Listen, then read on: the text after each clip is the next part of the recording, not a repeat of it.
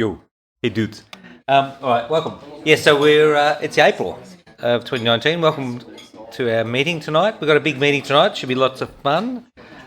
And I'll get into the sort of the agenda so we know what's going on. We'll get started with just a bit of a roundup of what's happening around the association, what we're doing, what we got in the works for you and things like that. And then we're at 7:15. We've got our feature counting down to Apollo 11. We've been doing this over the last few months. We've got a break session there. We just have a break and have a chat and take a break and have a chat with each other and meet some new people. Hopefully, that'd be nice. And then we've got our space news from Angelo to Grazia. So he'll give us a full roundup. And I'll tell you what, there's a lot happening. A lot happening in space news, which is nice. A lot of Australian stuff too. And then we've got Planetary and Science Update with Andrew Rennie. And that'll take us to 10 o'clock for the night. So as you saw before, sit down, relax, get some food ordered, and we'll get going. So first off, next month, we've got our annual general meeting. And this is the photograph from the last one. Wasn't too bad actually. There's no blood loss that last one. So basically, we're trying to keep it quick. We basically have the minutes, annual report presented, financial statements, election of committee members, annual subscription fees. We have to review that each year. That's part of what we do. General business.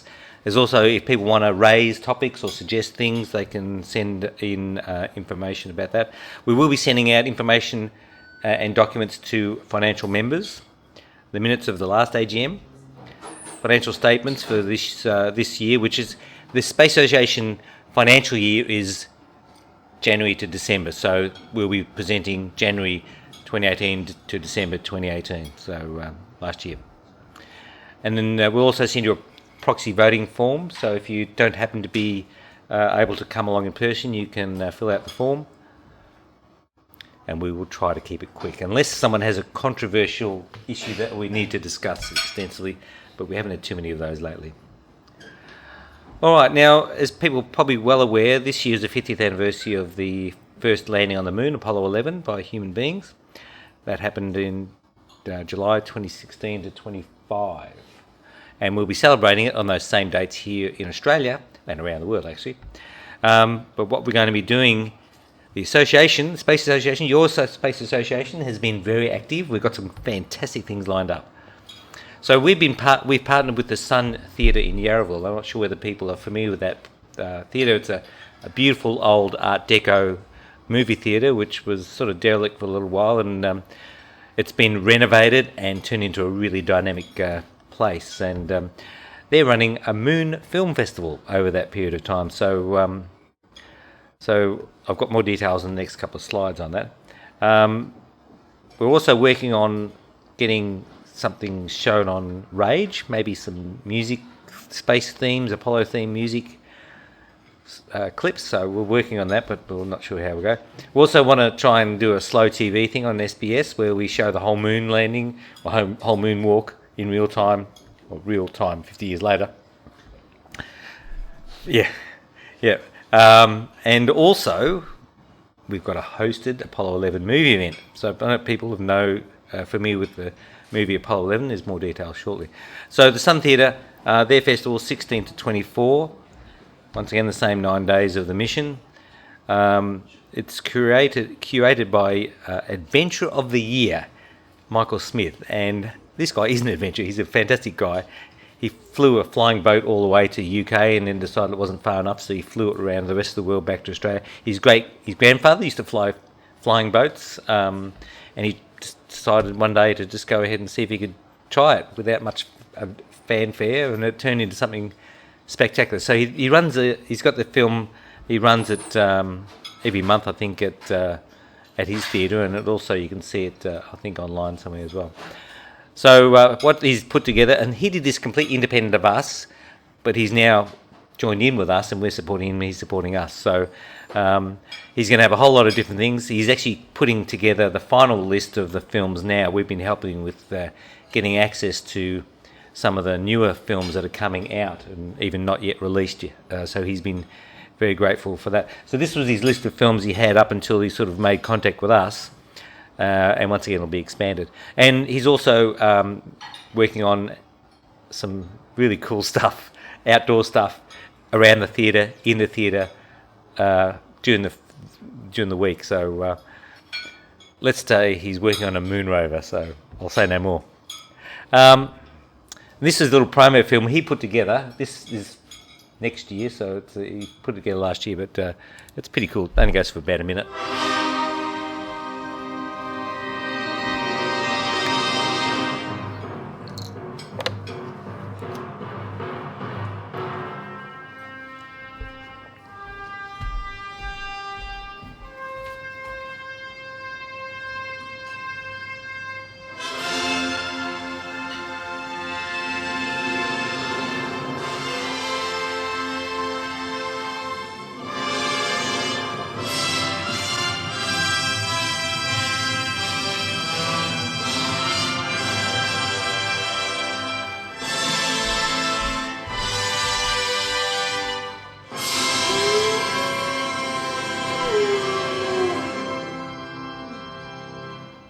So it's going to be fun. He's a great guy. It's going to be a great venue, a great event. So check out the website. We'll put links on our website as well to that as well. And once again, we'll be involved as well. So for us, we have got some really big news. We're having a special gala screening of the new Apollo 11 movie on Saturday the 20th of July at the Capitol Theatre in Melbourne. So this film, for people who don't know, they've gone back and got a lot of archival footage and some very high-resolution images and put it together, and it's supposed to be quite spectacular as a viewing experience of Apollo 11. So they've gone back to the original source NASA films and images and things like that and put it together into the movie. So it premiered at a festival in the States earlier in the year, and it's just been raved about in the limited screenings it's had. So that's going to be happening for us. So information about that. This is for those people who haven't been there, this is the Capitol Theatre in Swanston Street. Yeah. So keep an eye on email and our Facebook page and a website, and see if you can get along to that. It's just being renovated, so we're hoping it'll be finished by then. They're well and truly should be, but anyway. So, so the next day was actually the. Do you want to sit on? You okay? You comfortable there? You twitch your seat around. You okay?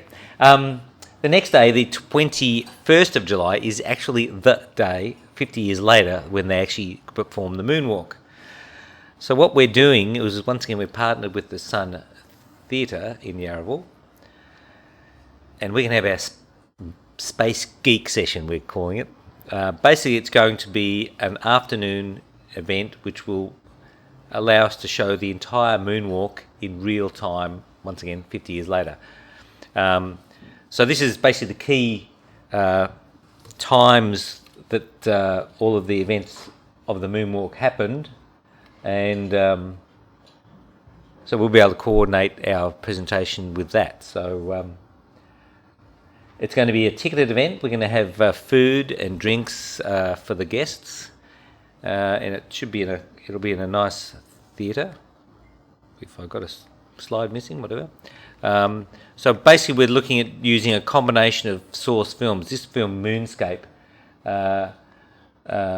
was put together using remastered HD footage, etc., and photographs. So what they've done is they've used the footage, but they've also, when there's not much happening, they've put an appropriate picture that was taken by Armstrong or Aldrin at that moment and woven it into the film. So it's a really nice experience for space geeks anyway. So that'll be happening, and we'll be basically running that till approximately 5 p.m. on that day. The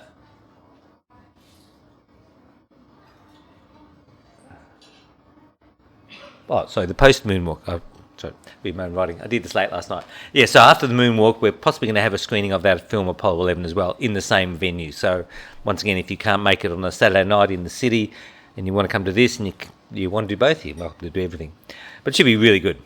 So once again, we'll have details of all that stuff coming up in the next couple of months. So keep your eyes out for that. And this is what it's going to look like. This is the Barclay movie theatre at the, and this is what it's going to look like on a big screen. So there you go. Although we're hoping to have more people than just these persons. Anyhow. So it should be a lot of fun. Also in Australia, in Canberra, is probably the signature event for Australia. They're having a group of celebrations over a number of days. It's basically put together by a group of ex-Apollo tracking station people and people who worked on the space program in Australia. And they'll be up there. They're working on various things. They've got a proposal to have some monuments built and put in place. That's a concept at this stage, but I'm not sure what the progress on that is. But hopefully, I think they're making a bit of progress, so we'll see how we go there. They're going to visit the old Honeysuckle Creek tracking station site, which is just an empty sort of park area now. All the facilities were taken down. The dish was moved down to Tidbinbilla. But it's a quite historic site. That's where the actual TV, you'll learn about later on, where the TV signals came through from the moon on the moonwalk day. So if you want information about that, go to this website. They've got lots of information there, and you can also buy tickets to go to their lunch. So they'll be doing a similar thing to what we're doing. Yes, we copied them. They're not copying us. They're going to be running the moonwalk TV real time as well. The association itself, what we're doing here, this is a rough mock-up. We're putting together an anniversary logo, and we're going to be making that available to our members and non-members as a membership bonus, but also as a thing that can be purchased by people that are interested. So we'll get that finalised, and we'll get the pricing and all of the things sorted out. But the key thing to that is, the concept is, if you're a current member, you'll get one of these T-shirts, or you maybe even a coffee cup instead. So we're working on the mechanics of how that would be facilitated. But anyway, watch this space. Something to remember this significant year and this significant event by. Obviously, the concept here is that we're showing that Australia was actively involved in the program itself. So once again, thank you at the meeting today. So our formula for our meetings, in case you can't remember when we do it, it's the fourth Monday of the month, except for December. So each month we tick off one of these. So May is the next one. Once again, it's the AGM, but we'll try to keep it nice and short. This is our little promotion for memberships. If you, the association's run all by volunteers, and all the facilities and things that we do are all funded by membership fees. So we do really appreciate having members. So if you're thinking about it, join up. If you are a member, thank you. If you'd like to remain a member, please rejoin, and you'll get a T-shirt. All right, so on to the presentation on. It's coming. There we go. So our footsteps to the moon, and I'll just have to take a moment. I've changed presentations. I got warned not to load it before because I might blow the.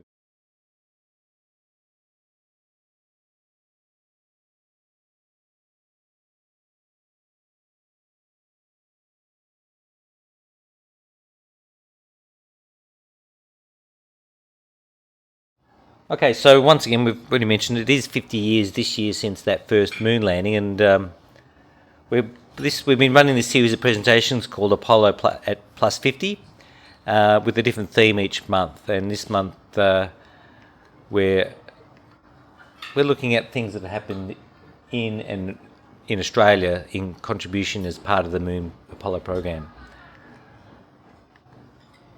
So we have a monthly progress report on what's happening in the lead up to it. So for the purposes of this presentation, tonight is April 1969. And once again, it'll culminate that meeting in July for the actual 50th anniversary, which is actually the day after the Moonwalk Day, 21st. So it'll be the 22nd of July. So we'll well and truly be spaced out by that meeting time.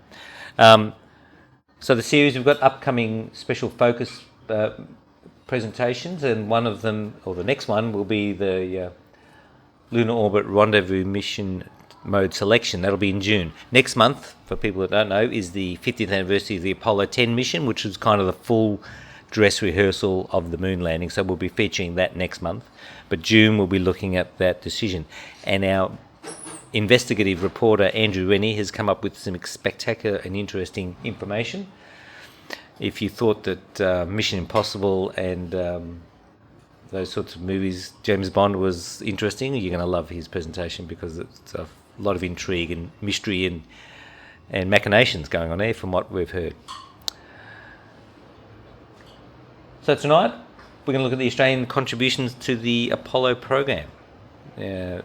I've mentioned before Honeysuckle Creek, Tidbinbilla, Parkes, you might have seen Parkes in the film The Dish, Carnarvon over in Western Australia, various other facilities. So as normal, we'll go from 2019. I just took a picture of my car this afternoon. I wish. And we go back to 1969. I wish I had one of those. Would you love one of those right now? They'd be worth a fortune. I'm sad to say I remember exactly that car being released in exactly that colour, and I thought, oh, it was so... I had a look in the showroom, it's amazing. All right, I'll stop there. Okay, so basically what we do is a quick look at what was happening in the world. April the 1st, NASA engineer Max Faget showed the 20 colleagues a small balsa wood and wood model. Basically, he said this is going to be the next spacecraft we're going to build. It's going to launch like a spacecraft and it's going to land like a plane. Obviously, that went on to become the Space Shuttle. So that was 1969 in April. The Department of Defence, as you probably or may or may not know, the Vietnam War was raging back then, and so the US Department of Defence announced that the death toll for the American soldiers in Vietnam exceeded 32,629. Exceeded the 32,629 that died in the Korean War. So pretty awful. On a happier note, Dr. Denton Cooley implanted the first temporary artificial heart on the 4th of April 1969. It only ran for a little while, and they eventually transplanted a human heart into the patient.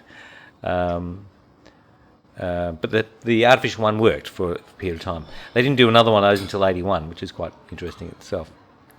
Other things happening in the world, April 15, an unarmed American EC-121 reconnaissance aircraft was shot down by the North Koreans. This is fantastic. US President Nixon limited the response to adding armed escorts for the future spy planes flights and redeploying 4 aircraft carriers and other 7th Fleet ships to the Sea of Japan for 10 days. However, a book came out in 2000 by authors Anthony Summers, and basically he said that President Nixon was pretty drunk and decided he wanted to get plans for doing a nuclear attack. Apparently Henry Kissinger got on the phone to them and they agreed not to do anything until he'd sobered up. Fantastic. So I thought he's having... I don't know whether that's actually coffee in there or not. It's probably have that risk with the current. Wouldn't happen. Yeah, right. All right, so what else is happening? The Marathon Marietta X-24 was given its first unpowered re-entry and landing test, dropped from a B-52. 6 days after convicting Sirhan of first-degree murder for the assassination of Robert Kennedy, the jury pronounced the death penalty. He showed no emotion. Even Jesus Christ couldn't have saved me, he said. However, he was saved from execution 3 years later by the US Supreme Court. So that was Robert Kennedy. So it was a pretty nasty year, 68. And now we're in 69, the ramifications of it. April 30, once again, the number of US troops in South Vietnam reached 543,482. That's fascinating. More than 500,000 people in a nation of 19 million. Wow. And from May onward, they started to gradually decline. And Turi, I don't know how you pronounce that, of Norway became the world's first woman pilot to be hired by a major airline, Western airline. Bulgarian Balkan airline had also had pilots before that. And the Beatles, we have to find out what's happening with the Beatles. They were rarely seen in public, but they had a photo session. And then John Lennon, I didn't know this, changed his name from John Winston to John Yoko. John Oko? Yoko Ono. John, in honour of his new wife, Yoko Ono Lennon. Lennon told reporters, Yoko changed her name, so I've changed mine to give her 9 O's, which is good luck. All right. Top 10 back then, Obladia Bladar and While My Guitar Gently Weeps by the Beatles. You probably all remember some, well, that table down there would not remember any of this. These people here would probably got them in their record collection at home. Okay, so what was happening in the Apollo period at that time? April the 2nd, the Apollo 10 backup crew were out in the raft trying to get rescued. No, they were practicing getting out of the command module. April 3rd, the 2 lunar module astronauts, Cernan and Stafford, were doing training in their lunar module at KSC. So once again, they're going to be launching in May next month.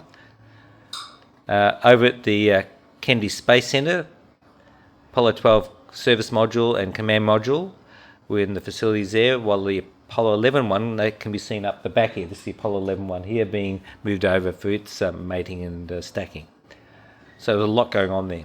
Remember, they had to land the moon and they wanted to try and beat that or meet that target, so they had a lot of redundancy in if 11 doesn't work, 12. If 12 doesn't work, 13. 13 doesn't work, 14. So they actually planned to have 4 lunar landing missions in 69. The lunar module itself had its landing gear installed on April 4th.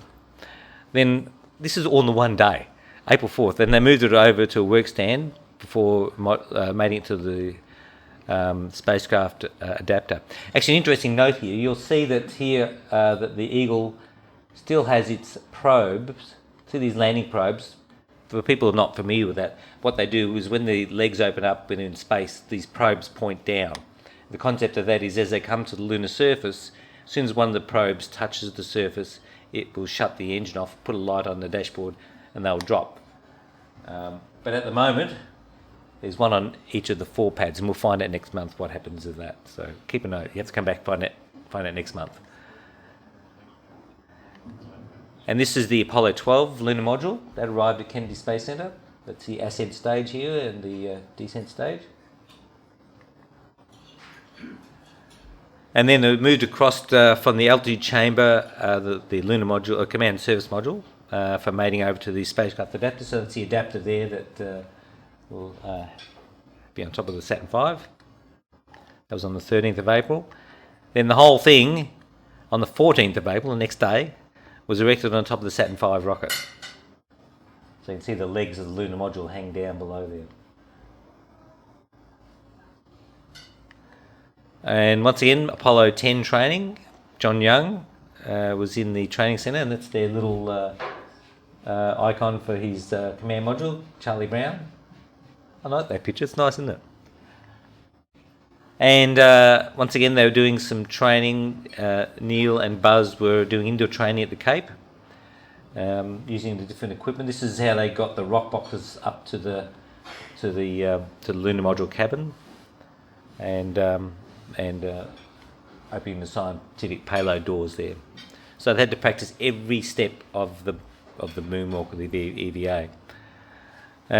Neil's raising the receiver transmitter mast of the deployable S-band antenna, which they didn't actually use on the Apollo 11, did they? They didn't decide they didn't need to, but they were getting good enough reception, I guess. So apparently it only weighed 1 kilogram, that whole thing, so that's pretty impressive. This was interesting. Neil and Buzz briefed NASA managers before a training session, which was described as a lunar timeline demo for Dr. Mueller, the NASA administrator for manned spaceflight. So basically this is all the senior management. Basically they're going to run through it for them as a sort of a show of what they've got planned and how they're going to do it. 7th to the 11th, the work on Apollo 10 continues. I won't have to read all of that, but basically they were doing lunar module stuff. They were running through stuff in mission control, running through mock programs and scenarios, etc. And once again, interesting stuff you find out that I didn't know. There was a bit of vehicle damage out on the pad, 39B, which is where Apollo 10 was stacked. So they required some maintenance on the spacecraft, and one of the tanks was produced negative pressure, and the repressurization apparently it basically displaced the upper bulkhead, so there was some damage with the vehicle. So this was out on the pad, so getting pretty late in the piece, but fortunately it returned back and it seemed they tested it out and seemed to be okay. So once again, a lot of stuff happening. And listen, this is just a fraction of all the things that are happening all across the country during this period of time in April. So that's just a quick little helicopter view of what was happening in April in 1969. So next month, Apollo 10, if all goes well, these guys will be going off to the moon and conducting their Apollo landing rehearsal. So two of these guys actually ended up walking the moon, Gene Cernan and John Young. So this is our TV sets in 1969. You actually had to get up, for you down the back of the room, you had to get up and turn the knob to change the channel and then get back. And that's why we were so fit back then. These are our TV sets now, so back in 2019. So basically we'll see you next month at the May 27 meeting for the Apollo 10 mission overview. So that's that section complete. How are we doing on time? Perfect? All right. Once again, if anyone's getting... Ashley, can we turn the volume up, or do I have to do this? Sorry, I have to do this. I'll try to do heavy breathing. Just an interesting article I read today where they were going to mount a search for Snoopy, which is the ascent engine of the ascent stage of the Apollo 10 link module, which apparently is still orbiting somewhere. I wasn't sure whether it was around the sun or around the moon, but it's still there. So. Wow. Yeah, didn't some university or in England or someone do that? Kids looking for it as well, but I just thought it's probably the only lone surviving ascent stage. Wow. Yeah. In space. Well, yeah, that's right. Yeah, and the Apollo 9 ascent stage stayed in orbit around the Earth for until about the early 80s, apparently, after the Apollo 9 mission. All right. So this is tonight's feature on what we thought we'd do is have a look at Australia's role in the whole Apollo program. There's once again so much going on and so many things that are happening. I won't have any possible way of doing everything justice, but I'll try to give you a helicopter view and apologise in advance if I get stuff wrong. So we're calling this Footstep to the Moon, countdown to Apollo 11. And I've gone to the end of the slideshow. Oh, okay. Sorry. I did get something wrong. I got the wrong presentation up. That's what I got wrong. All right. Let's try that again, viewers.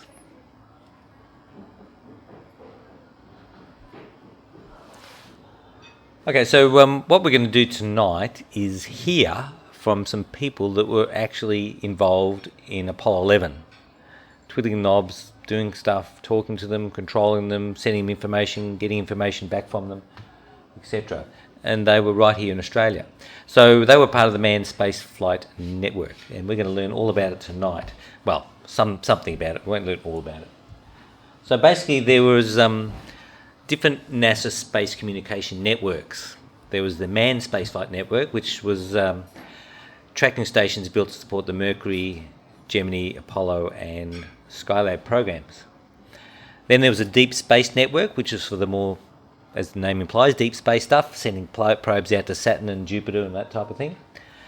And then there was the Spacecraft Tracking and Data Acquisition Network for tracking satellites, unmanned satellites in Earth orbit. So obviously a different configuration of equipment and technologies and systems to be able to do those different tasks. So let's have a quick look at how it all hangs together. So the world is a sphere, unlike many of you might think. It's not flat. It's a sphere. It's a ball. So basically, as the world turns, or the vehicle goes around the Earth, they need to have positioned around the Earth a communication system to be able to talk to relatively deep space, like moon-like distances, at all times. So they positioned these tracking stations at these 3 different locations. Obviously one in the States at Goldstone in California, one in Europe in Madrid in Spain, and the other one was in Canberra, or just outside of Canberra. And we're going to learn a bit about that right now. So how did they get TV signal from the moon to the Earth? So basically what happened is, here is the lunar module. This is not to scale, by the way. This is US, this is Australia. So the signal came from the dish on the lunar module, and it was received by one of the tracking stations in Australia or the US. Now in the case of Apollo 11, when they did the moonwalk, the orientation or the rotation of the Earth in relation to the moon meant that Goldstone, Honeysuckle Creek, and shortly thereafter Parkes had sight of the landing site. And this is the signals that were sent down. So in Australia, the signals were passed from Parkes and or Canberra over to Sydney, and then it was sent over by satellite back to the States, and then it was rebroadcast around the world. Peter, is that your slide, or did you go from something? It's from Colin McCullough. I'll credit Colin later on. Because really, it's confusing. It's the wrong way around. Australia should be on the left and the US on the right. Because Goldstone was in view first, then Honeysuckle, then Parkes. Right. And so the dishes are all orientated wrongly. Oh well.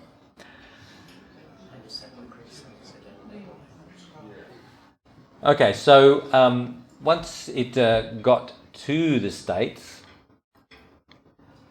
through this Intelsat, it went through to Houston, either via Goldstone directly or from Australia over through this back into Houston, and then once again Houston pushed out the rest of it to the world. So this is a fascinating slide. Once again, I'll credit the actual authors of these slides. I didn't do all the hard work. It's an amazing amount of work these people have put in to it. But basically this is kind of the network of communication systems. So you can see the table here. These are stations, switching stations, cables, landline, radio and satellite. So you can see in Australia here we've got a number of the stations, we've got the landlines, we've got stations, etc. Let's go through it a little bit here. So we've got Honeysuckle Creek, which we'll hear a lot more about shortly. That was just outside of Canberra. That was a dedicated Apollo deep space tracking station built for the purpose. Goldstone in the States, I've mentioned that before. That was once again on one of the 3 key things. And in Madrid in Spain. Then we've got Parkes, which people may or may not know is actually a radio telescope. It's not a tracking station, but it's got a really big dish, and so therefore it can receive signals from deep space, which is what it was adapted to do for the Apollo moon landings. We'll hear a bit about that. You've probably seen the movie. Then we've got Tidbinbilla, which is not too far from Canberra, not too far from Honeysuckle Creek. That's a deep space tracking station as well, but they've also were able to adapt some of their equipment to be used. We'll hear about that. Island Lagoon near Woomera. The Aurora Valley site, which is one that stay down, the spacecraft tracking that tracks the spacecraft in low Earth orbit, no longer there. Once again, a lot of these places are just concrete blocks now. Carnarvon over in WA, Apollo Communication Support. Cuby Creek, can't remember what Cuby Creek was about. The Deakin switching console. So basically, that slide before, we had all the signals coming in and being sent off. They have to go through switching stations. So they selected the signal and passed it on to the other sites, etc. And then OTC Sydney, sending it over to the States or wherever. Then you also had these big areas of space places on the Earth where there were no stations. So they had these tracking ships out there with all this equipment on the. So then they could just park it out in the water or wherever they needed to do it. And then they had Araya aircraft, which had tracking and communication contact details systems as well. So it's a massive network of things. So this is all coordinated for these missions. So the TV from the moon. Once again, we had Parkes, we had Honeysuckle Creek, and off to the different satellites, etc. And live pictures of the first steps of the moon, people may or may not know, unlike the movie The Dish, actually came through Honeysuckle Creek.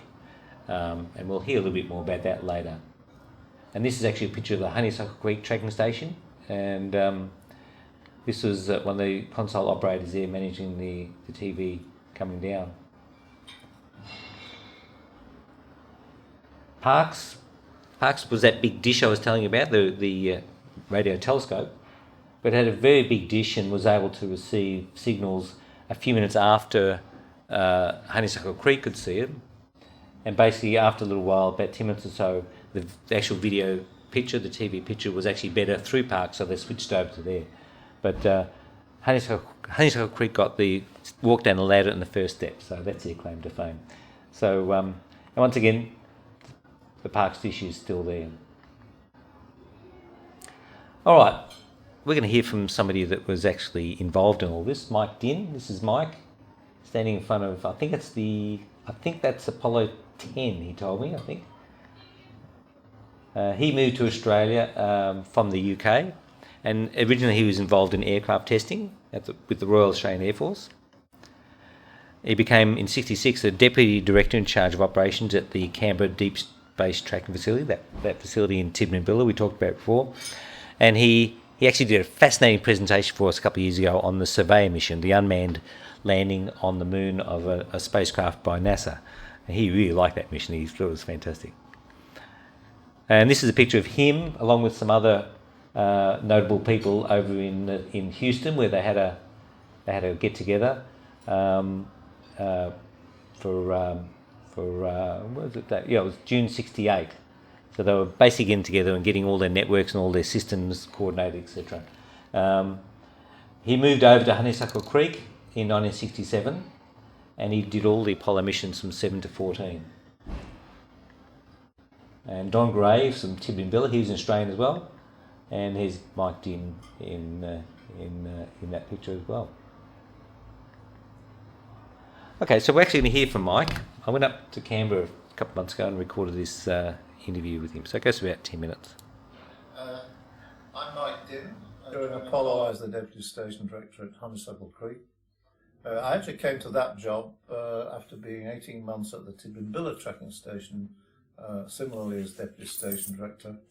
In both places, the role of my position was to be in charge of the real-time operations, and I did that for 18 months at Tidbinbilla, particularly through the surveyor missions, which it turned out was a great apprenticeship for the upcoming Apollo.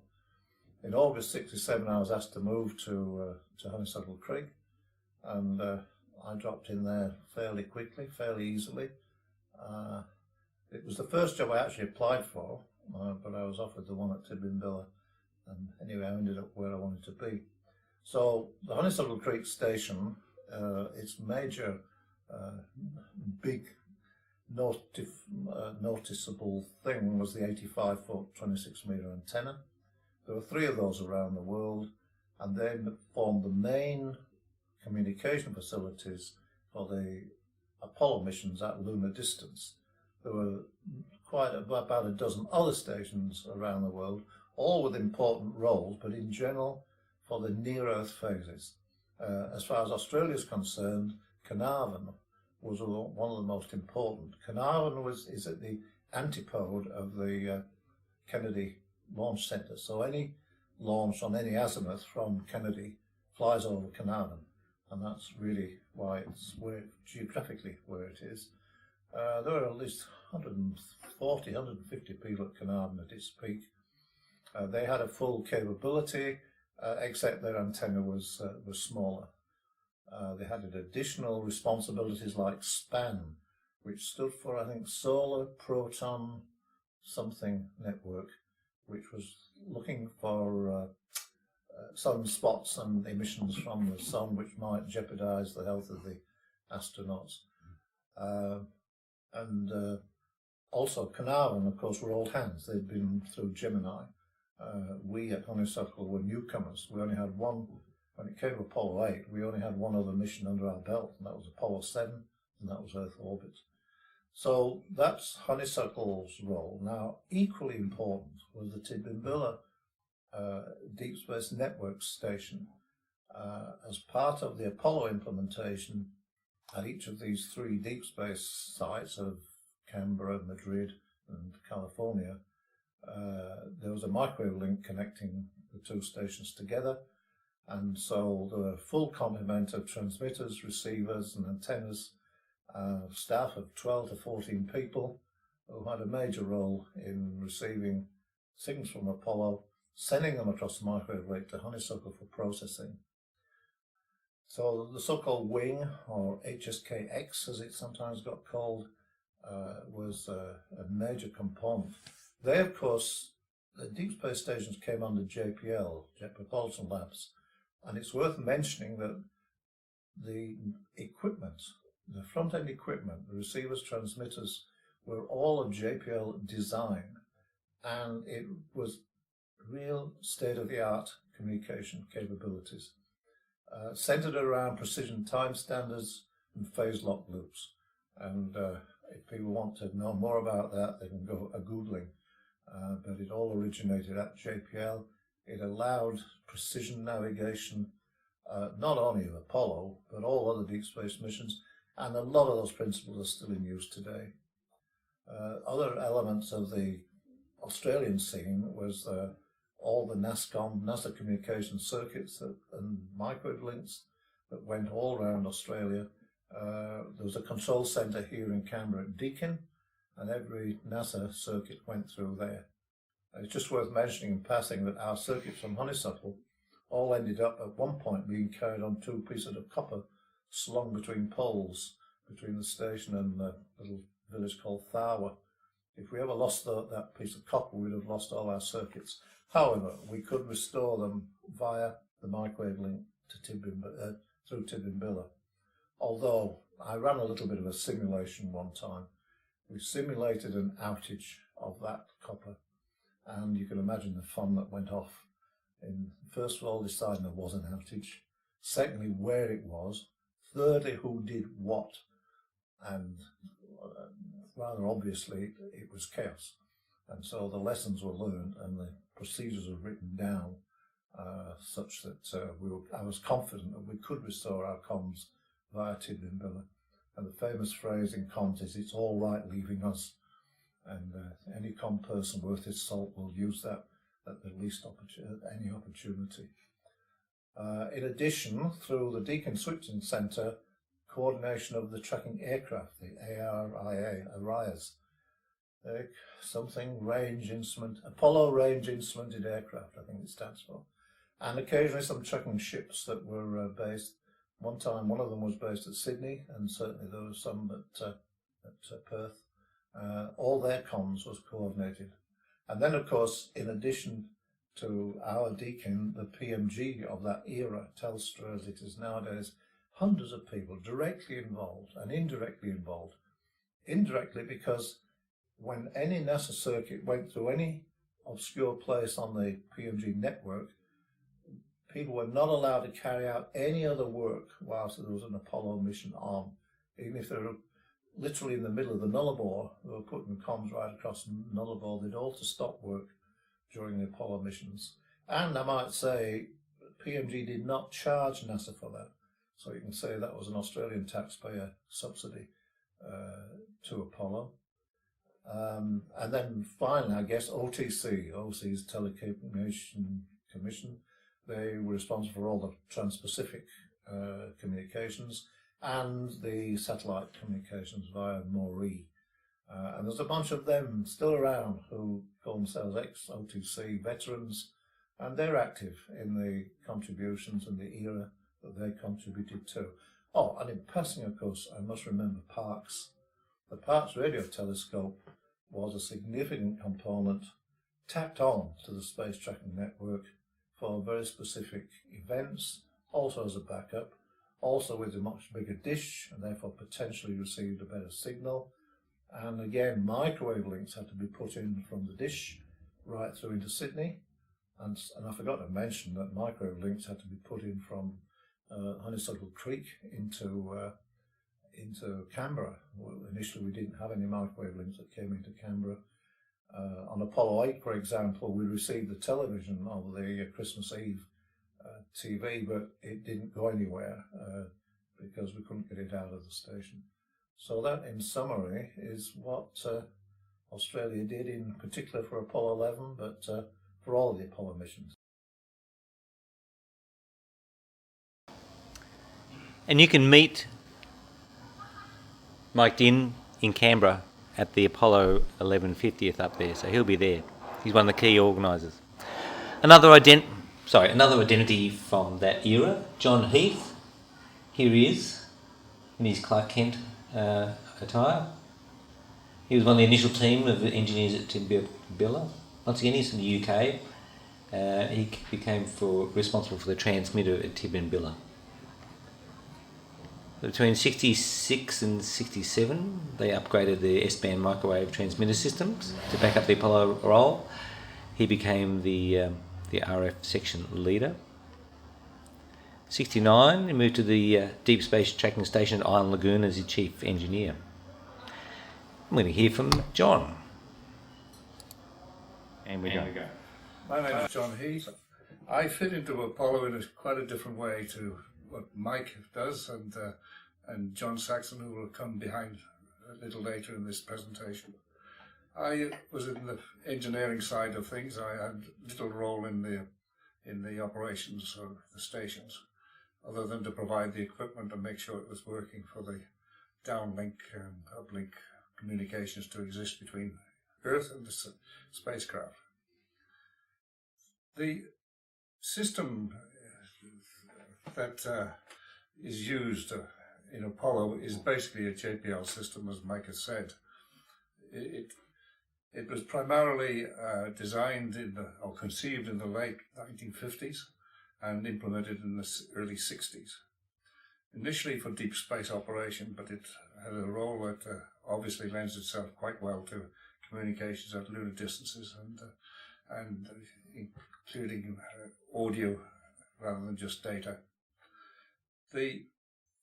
My involvement started in 1960. Well, I joined Timbilla in 1963, but my involvement in the Apollo side of things started in 1966. At that time, it was decided that the station at Timbilla, where I was, would be upgraded to enable it to support Apollo missions. And this involved a great deal of duplication of the microwave side of the station, which was my responsibility. I went to JPL in 1966, was acquainted with all the significant detail of what the upgrade would involve, and came back to TID and was involved in the implementation and conversion of that station for Apollo. I observed, not from far distance but quite closely, the Apollo 8 mission, which to my mind was a most exciting one, certainly the highlight of my career in space tracking. And although I was wrapped in that, it ended up being my last involvement with Apollo. because my boss twisted my arm somewhat hard and had me go to Woomera, to Island Lagoon. The fundamentals of the space tracking station that enables communications over long distances is, as I said, is a JPL conceived system. It focuses around reasonably high efficient antennas, high or low noise amplifiers, very narrow bandwidths that are all used to the best advantage to achieve communications at the highest possible data rates over the longest possible distances. The JPL system introduced a lot of novel ideas into the communications links. The advent of low noise amplifiers, particularly the travelling wave masers, brought system temperatures, or as they say, down to something like, in Tim Billa's case, about 53 degrees, which is quite low. Nowadays, it's down to about 20 odd degrees, primarily because it's receive only. But we had a diplexing capability, which meant we could simultaneously transmit and receive at the same time. The introduction of the system for Apollo operation was dueling both the receivers side of things and the transmitting side, and the introduction of the dual transmitters introduced a number of problems. Intermodulation products were developed which affected the receive side to some extent. At the time I left Tidbinbilla to go to Woomera, this had not been resolved, but I recall that in those days when Honeysuckle Creek was coming up to operational status, it too was experiencing similar intermodulation products from the dual transmitters, and I was asked to go across and see if it was in any way similar to what was experienced at Tidbinbilla, and it was. And this problem, I think, existed throughout, and probably still exists to some extent, even all these years later. I think I might be at a stop there. Perfect. That's right. All right. That's excellent. Yep. He could have said Cal or something.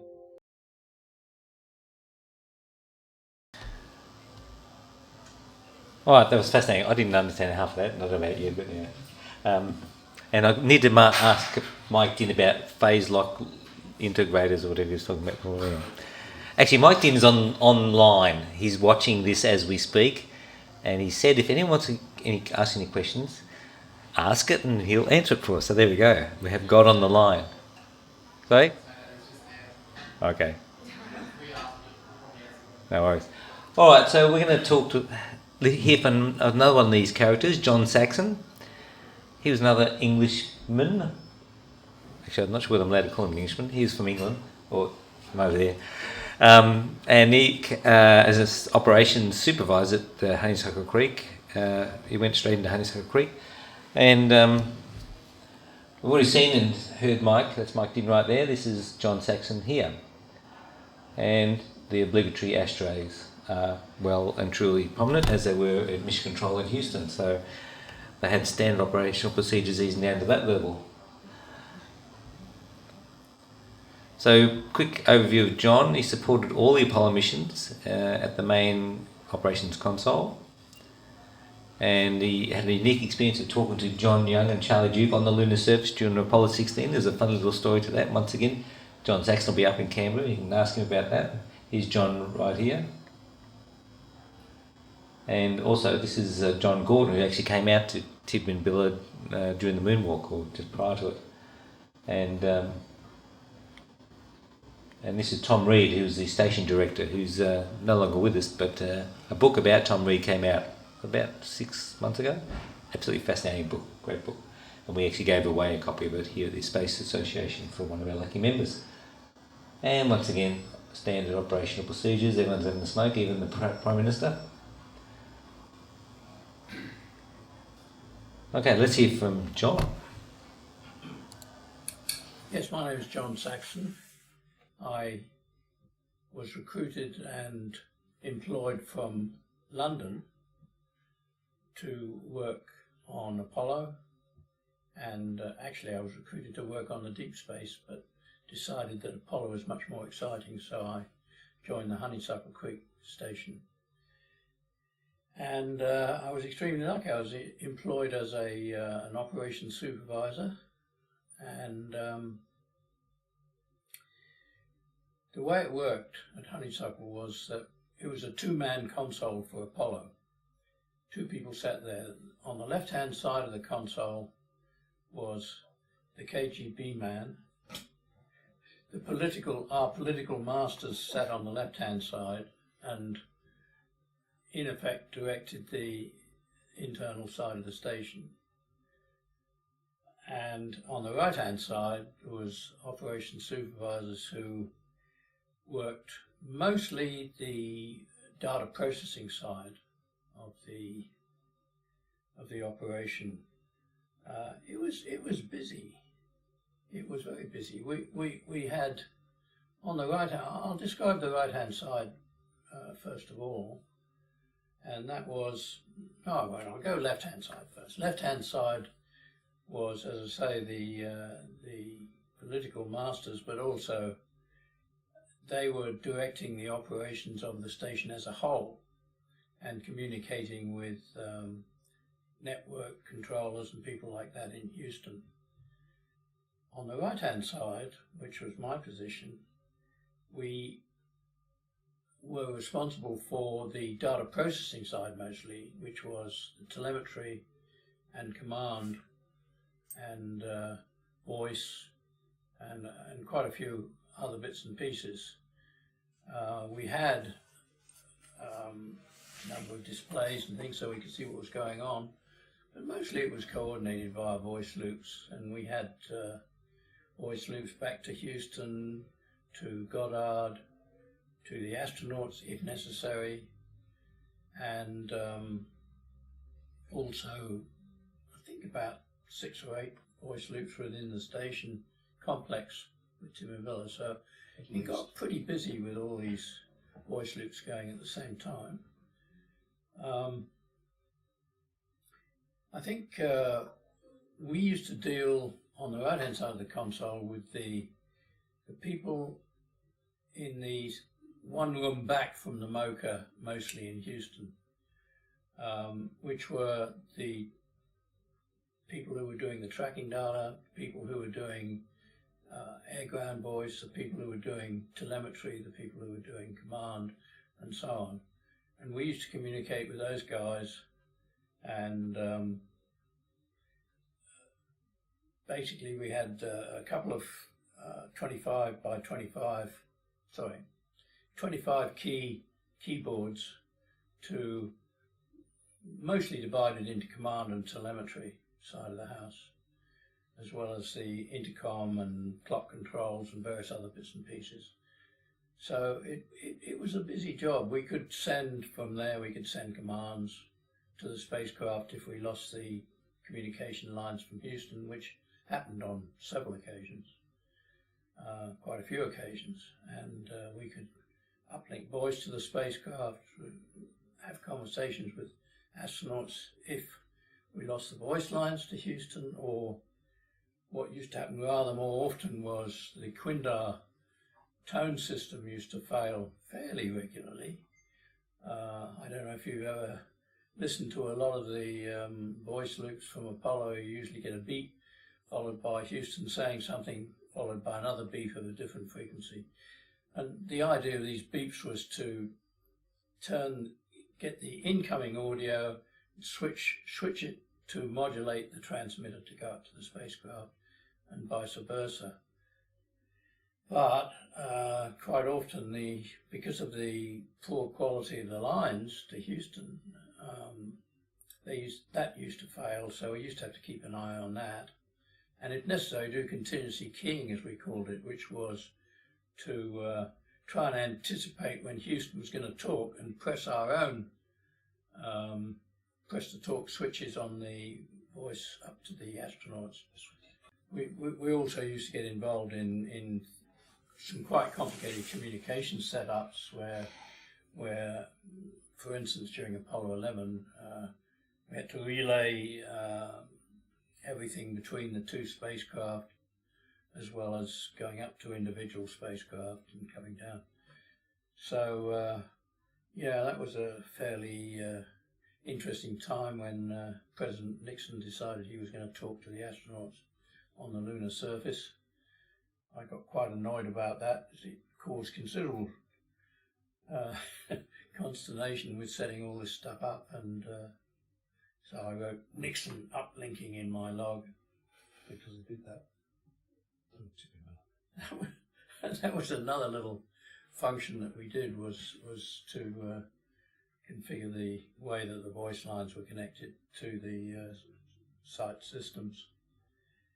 I think I've already described in various documents that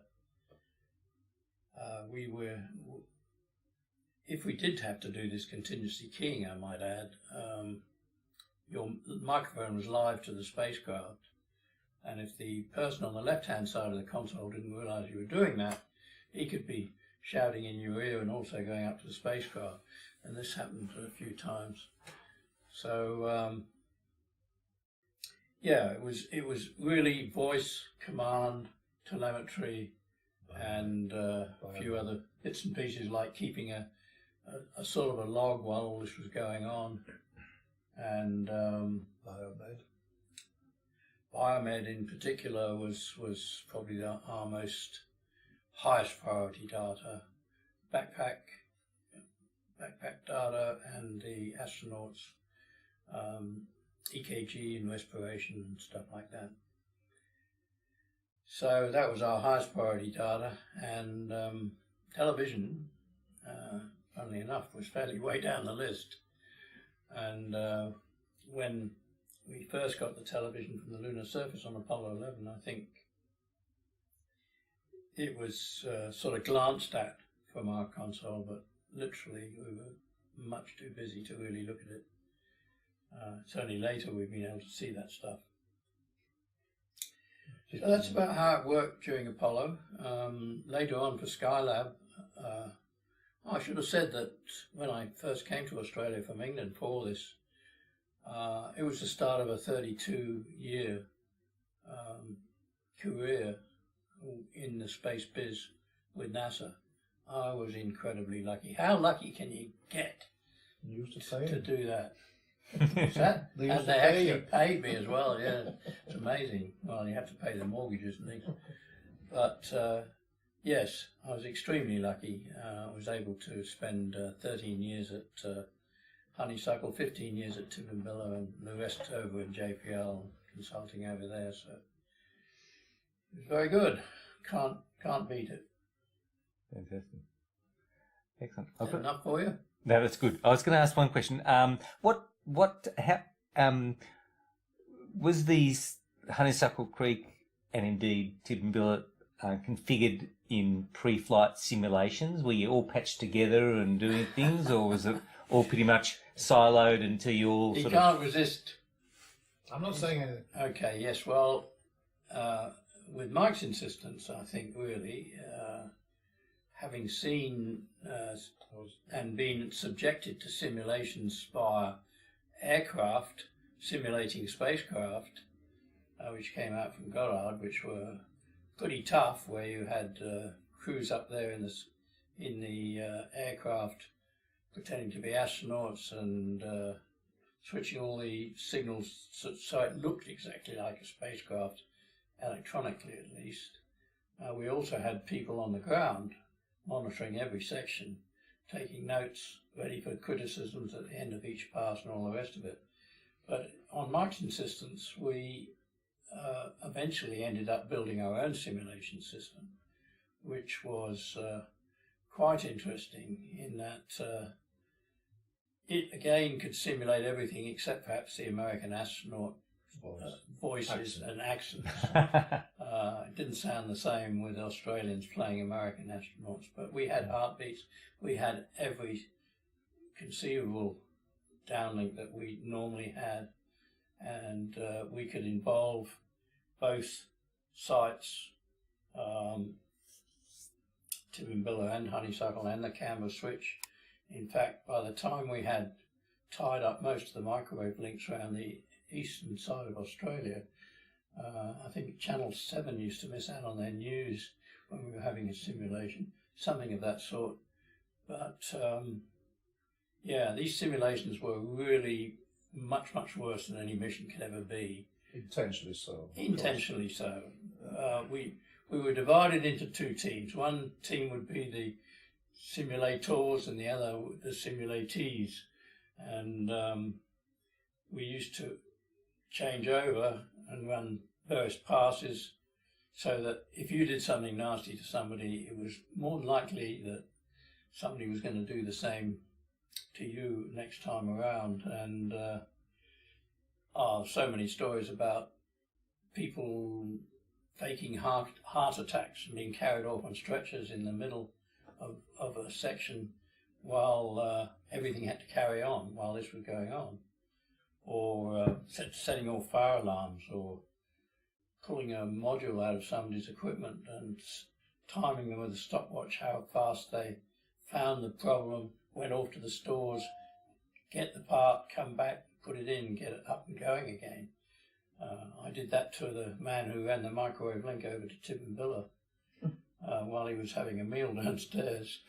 And when he got paged that there was a major problem, he came up and eventually found this, and he realised it was me who had pulled the module out of his equipment, and he had me up again. He was a very excitable guy, and I had to go home in the car with him that evening, so I got it all the way home as well. But yeah, the simulations were tough, and I think they were the thing that actually caused us to be a pretty good station in the end. Yeah. Fascinating, fascinating. Oh, just one more, Gary Elphinstone. Once again, these are just a few of the hundreds of people involved and just a few of their stories. So he supported all the Apollo missions at the main mission control console. That's not correct.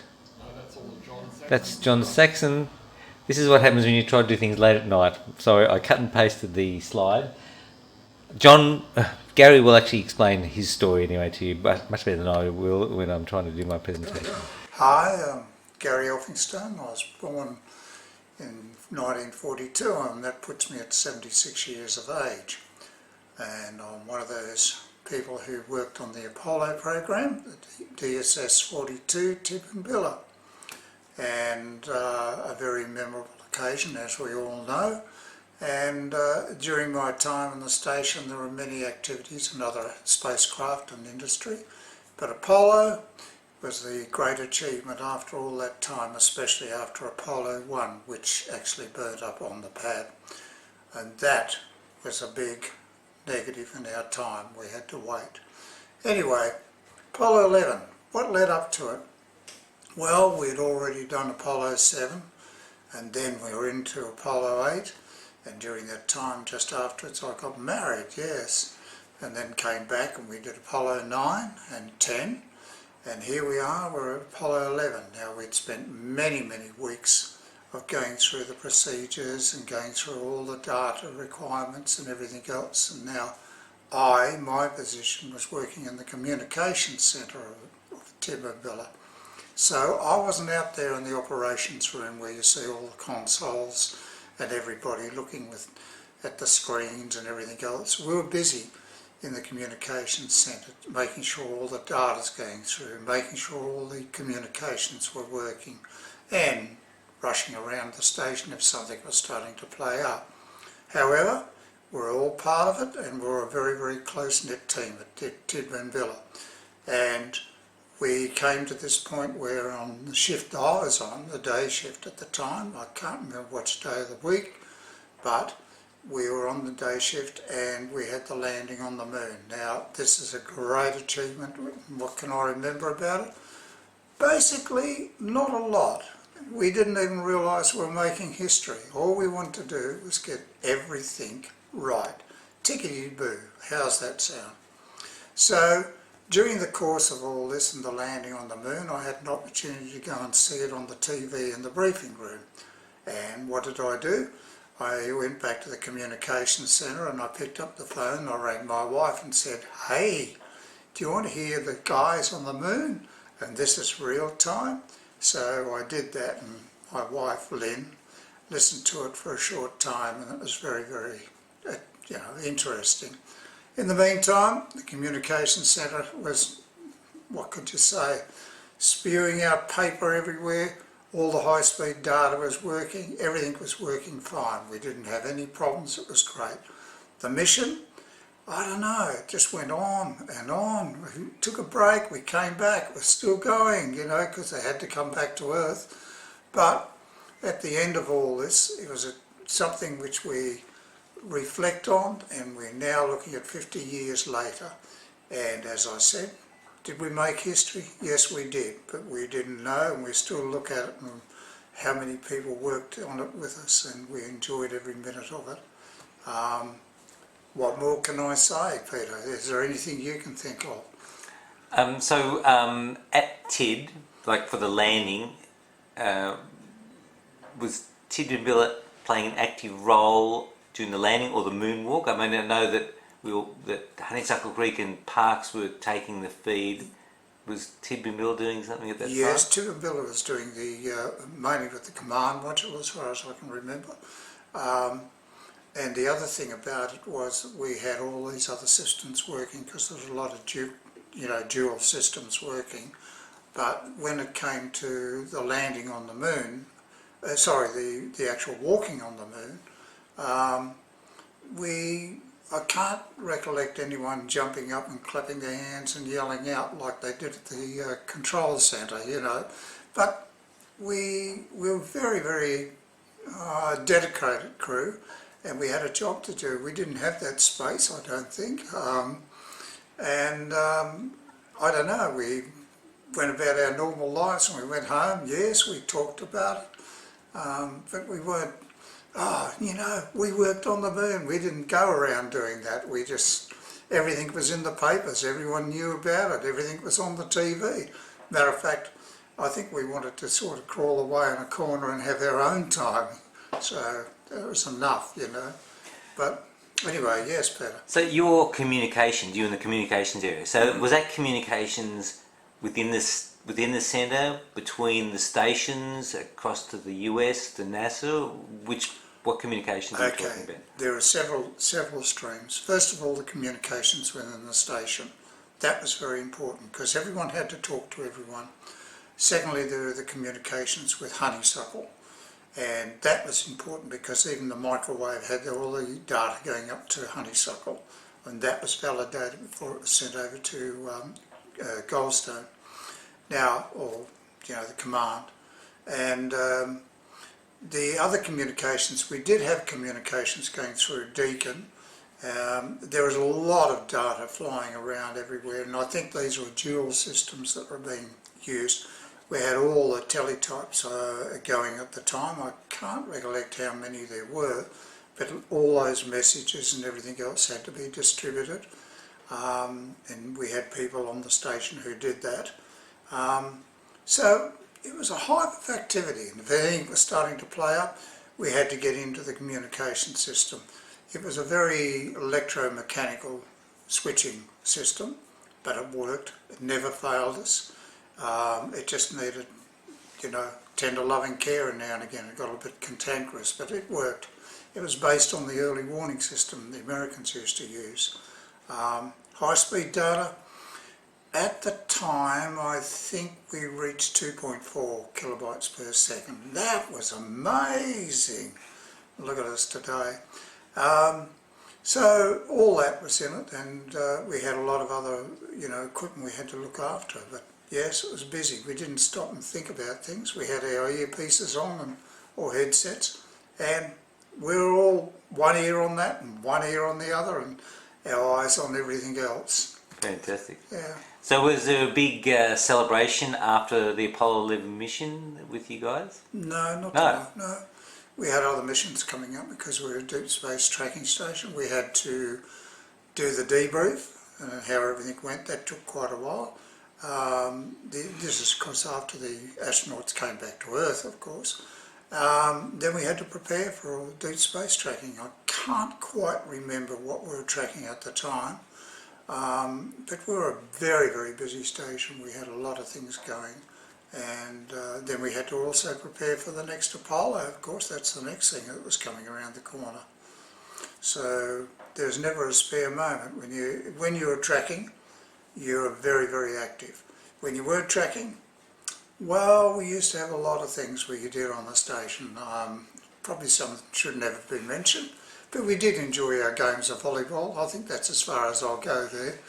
Yeah. You were telling me before about being hoisted up or climbing up on some of the dishes and getting up some hijinks.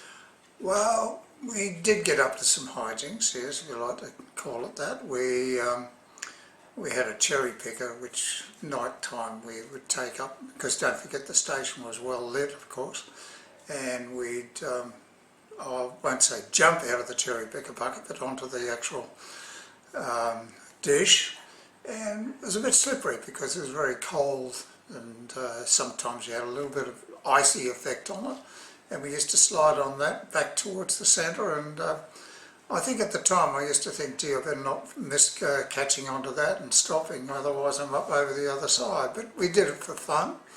The other thing is we also ran up over the structure of the antenna, and we used to have races out of the ops room into up there and around the top through the microwave area and back down again. Yeah, okay. Another thing we used to do is sometimes freeze some people used to bring their own lunch, so we used to put the nitrogen into full effect there. But anyway, they're just some of the lurks and perks we used to do. We enjoyed ourselves, yes we did. So at the time, who were you working for? I was working for Space Track Proprietary Limited, which was the contractor for the Department of Supply to operate and man the whole station, and also they had, earlier times they had WUMRA, and also we had two people, as far as I can recall, working up on Parks.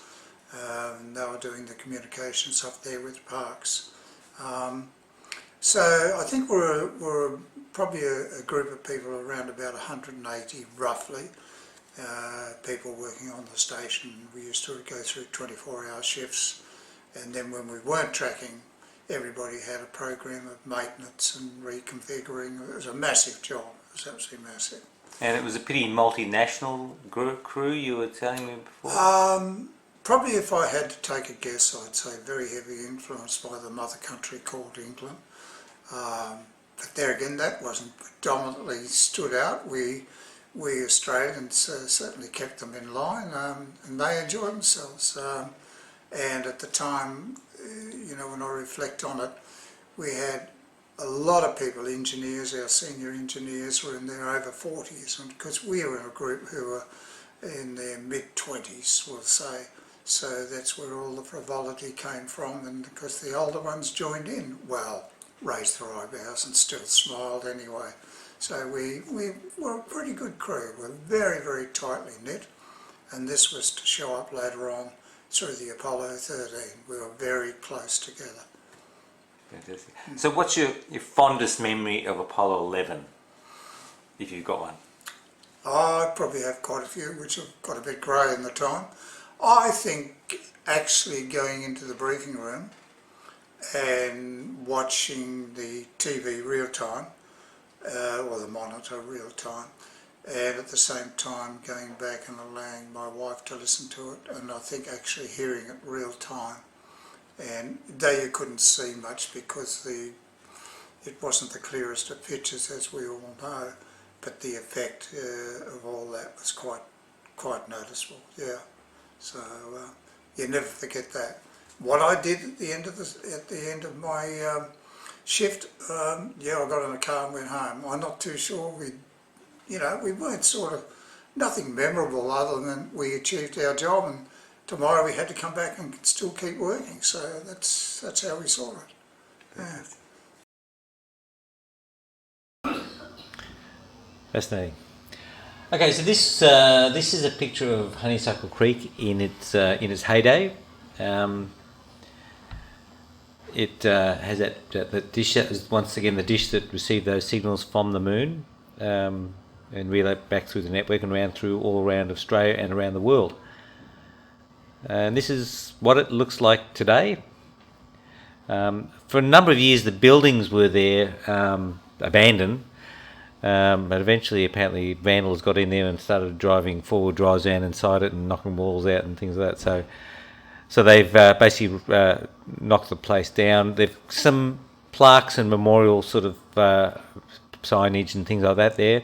The actual dish, however, was moved across to Tibimbilla and was operational up until I think about 2014 or something like that.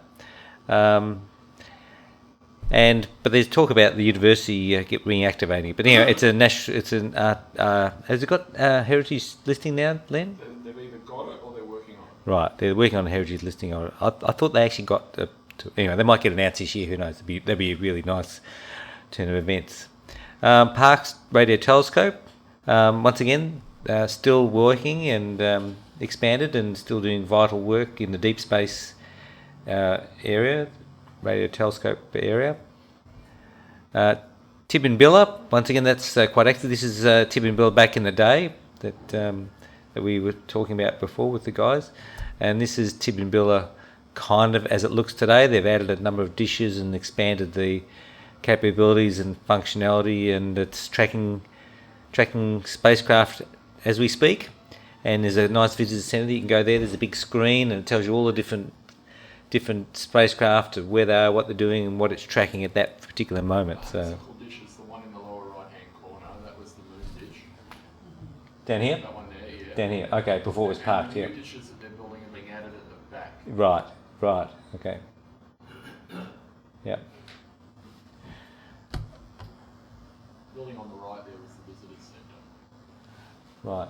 And this is Aurora Valley in the day, part of that state-owned network. And this is the dish itself was moved down to Tasmania. Is that right, Len? Yeah.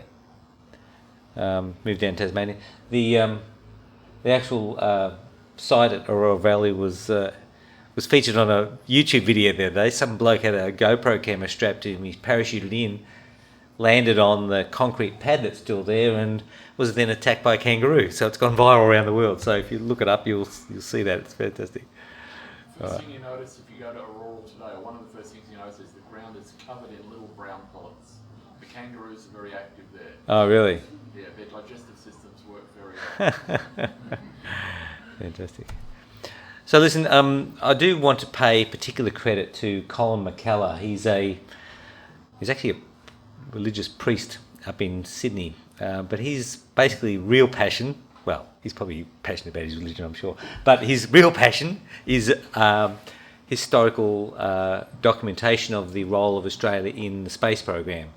He runs a website called honeysucklecreek.net, and it's start off as a tribute to the Honeysuckle Creek station, but really he's expanded it out to other stations and all of the different switching things and all the people, and it's just, I'll tell you what, if you're interested in space, click on there and give yourself about a week, because you're going to take that long to read, listen and see all the different things that he's got there. And he adds stuff every 2 or 3 days, updated, yesterday, the day before. So Hasn't the website been noted or listed by the National Archives?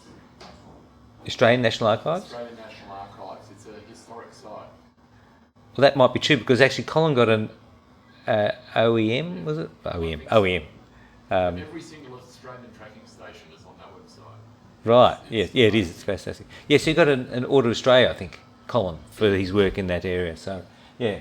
So, I'll freely admit I pinched a lot of the slides and details from that, and I must pay tribute to Colin, and he's a wonderful guy, and he'll be up at Canberra, so if you can get up there, I'd strongly recommend you do. So this is his website. Go along and have a look, and shut the door, tell people not to bother you for a couple of weeks, and enjoy that.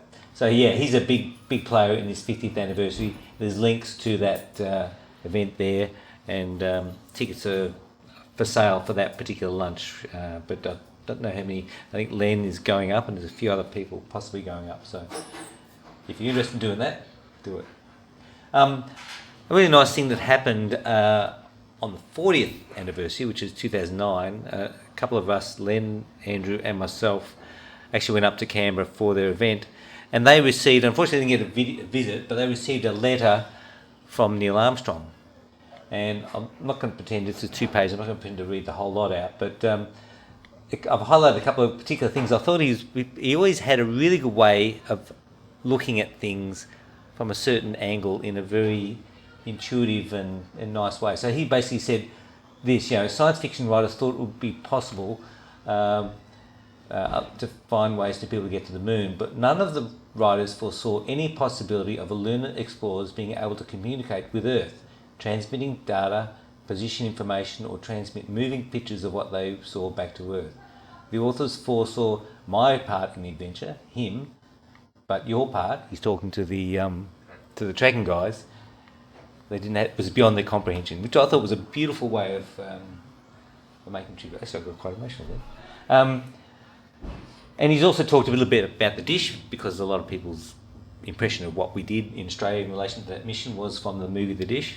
And he sort of addressed that, saying, look, you guys that really know the inside story would be probably a little bit frustrated by it, but what he's saying here is, what people will remember is that down in Australia there were some very dedicated people with some very big antenna, complex electronic equipment that did remarkable things that were instrumental in the success of man's first flights to the moon.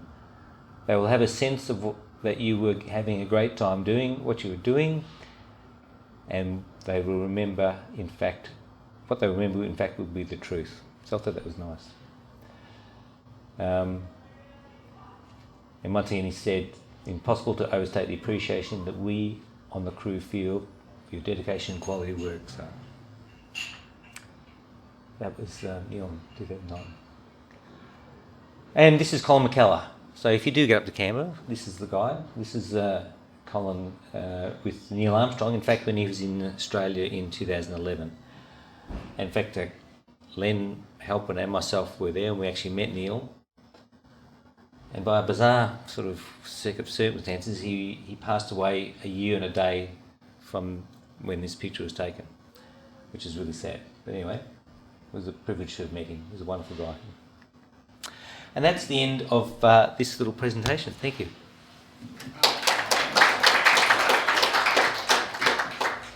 Mike has also been on the chat, talking and adding extra comments around videos. So if anyone's interested in this more, they can probably look up and see Mike's responses and extra additions. Fantastic. Yeah, I'm sure he's probably tore his hair out at some of my descriptions and probably the technical inaccuracies. I do apologise to Mike and anyone out there, but thank you. Anyway, look, we're going to take a little break. My God, I'm actually on time. It's like a minute. All right, so what we're going to do, take a break, stretch your legs for about 20 minutes. We'll put the lights up a little bit. Just find someone in the room you haven't met before and say hello, introduce yourself. And then we'll be coming back with some news from 2019 as opposed to 1969 with our space news and planetary roundup. Thanks, everyone.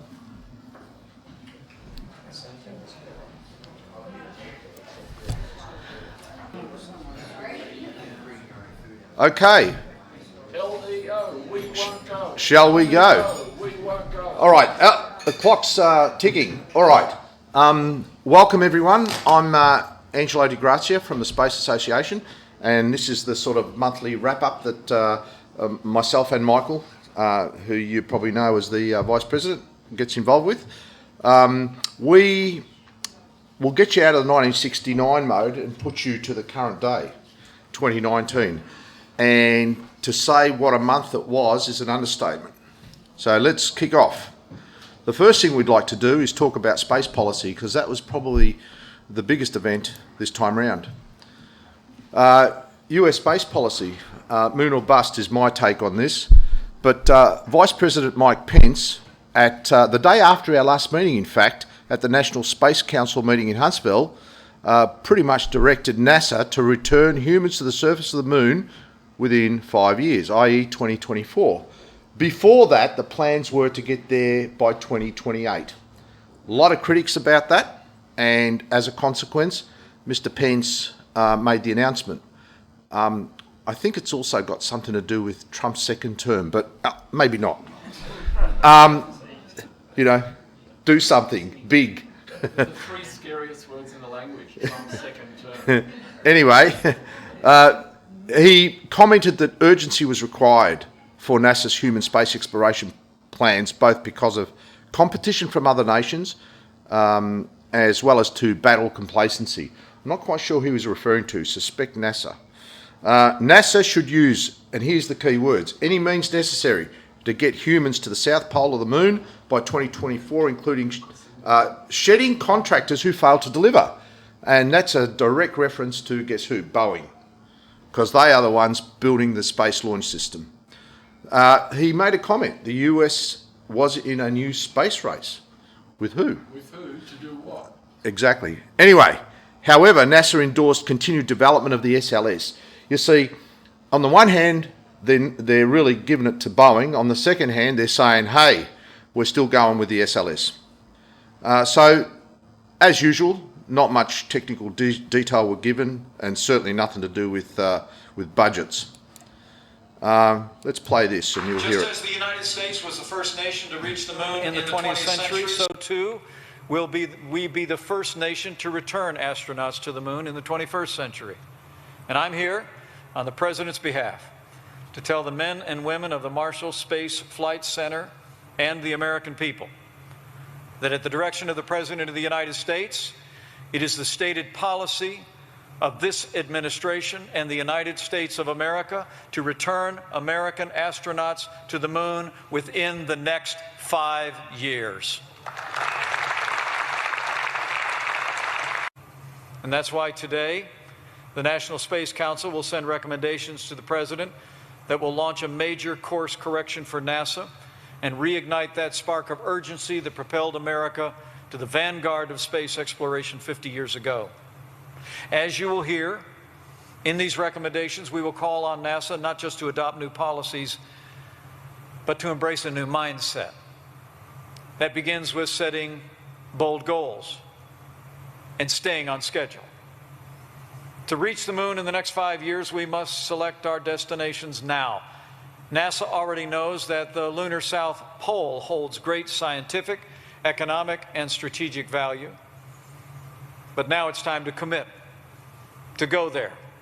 And today the National Space Council will recommend that when the first American astronauts return to the lunar surface, that they will take their first steps on the moon's South Pole.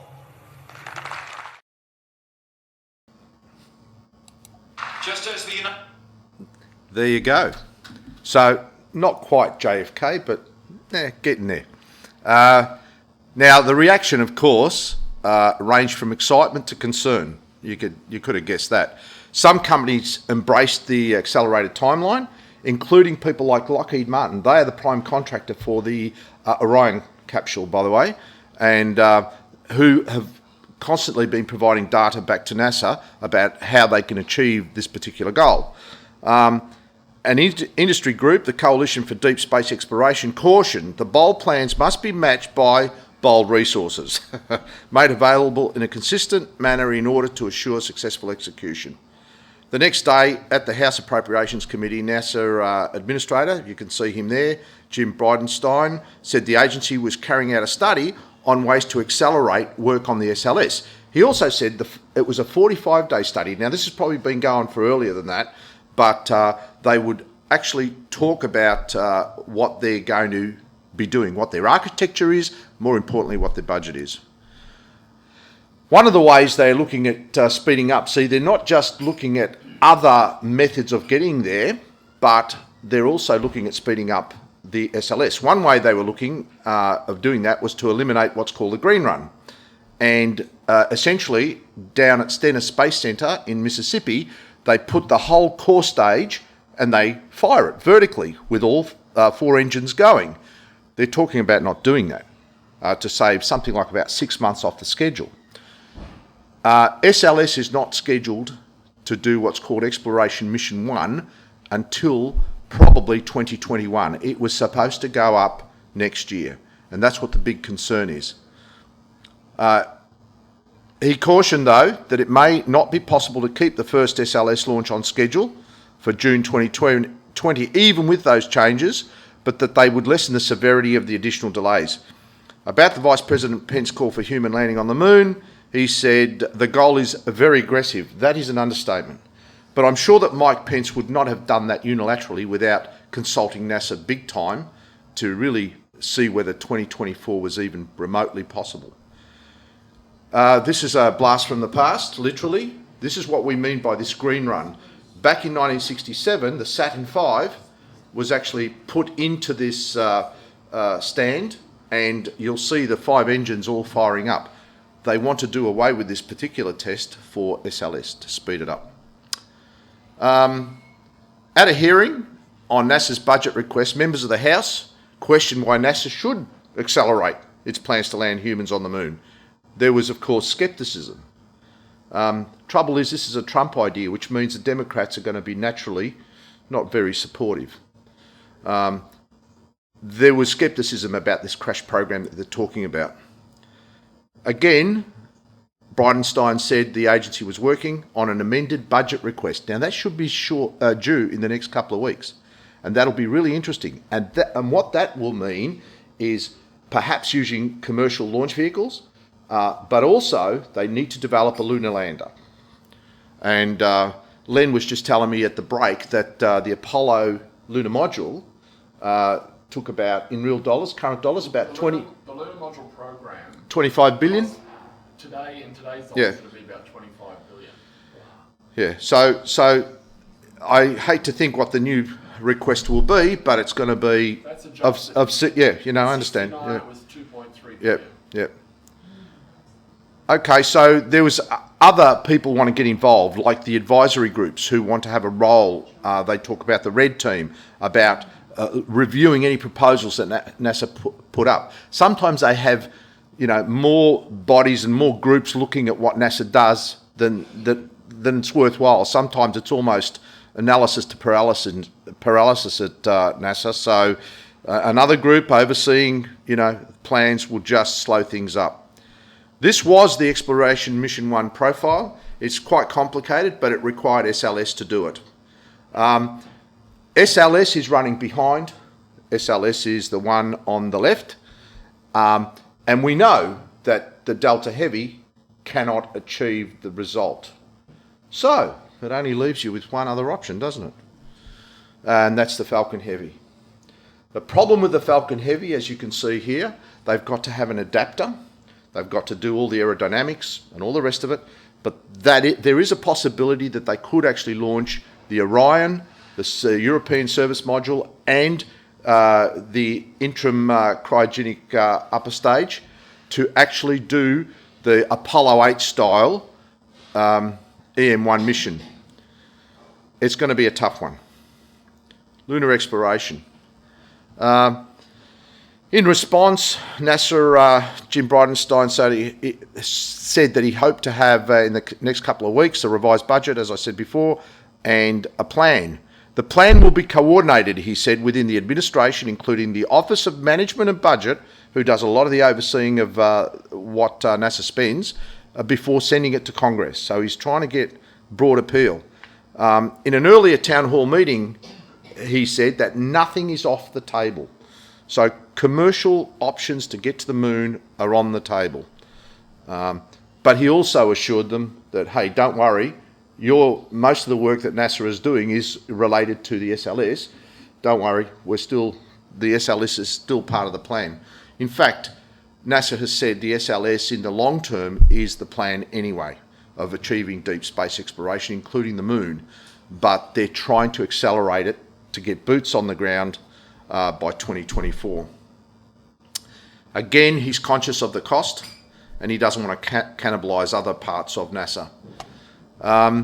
Another interesting note was that NASA named former aerospace executive Mike Angelo, who a number of you would know from Sierra Nevada, the Dream Chaser.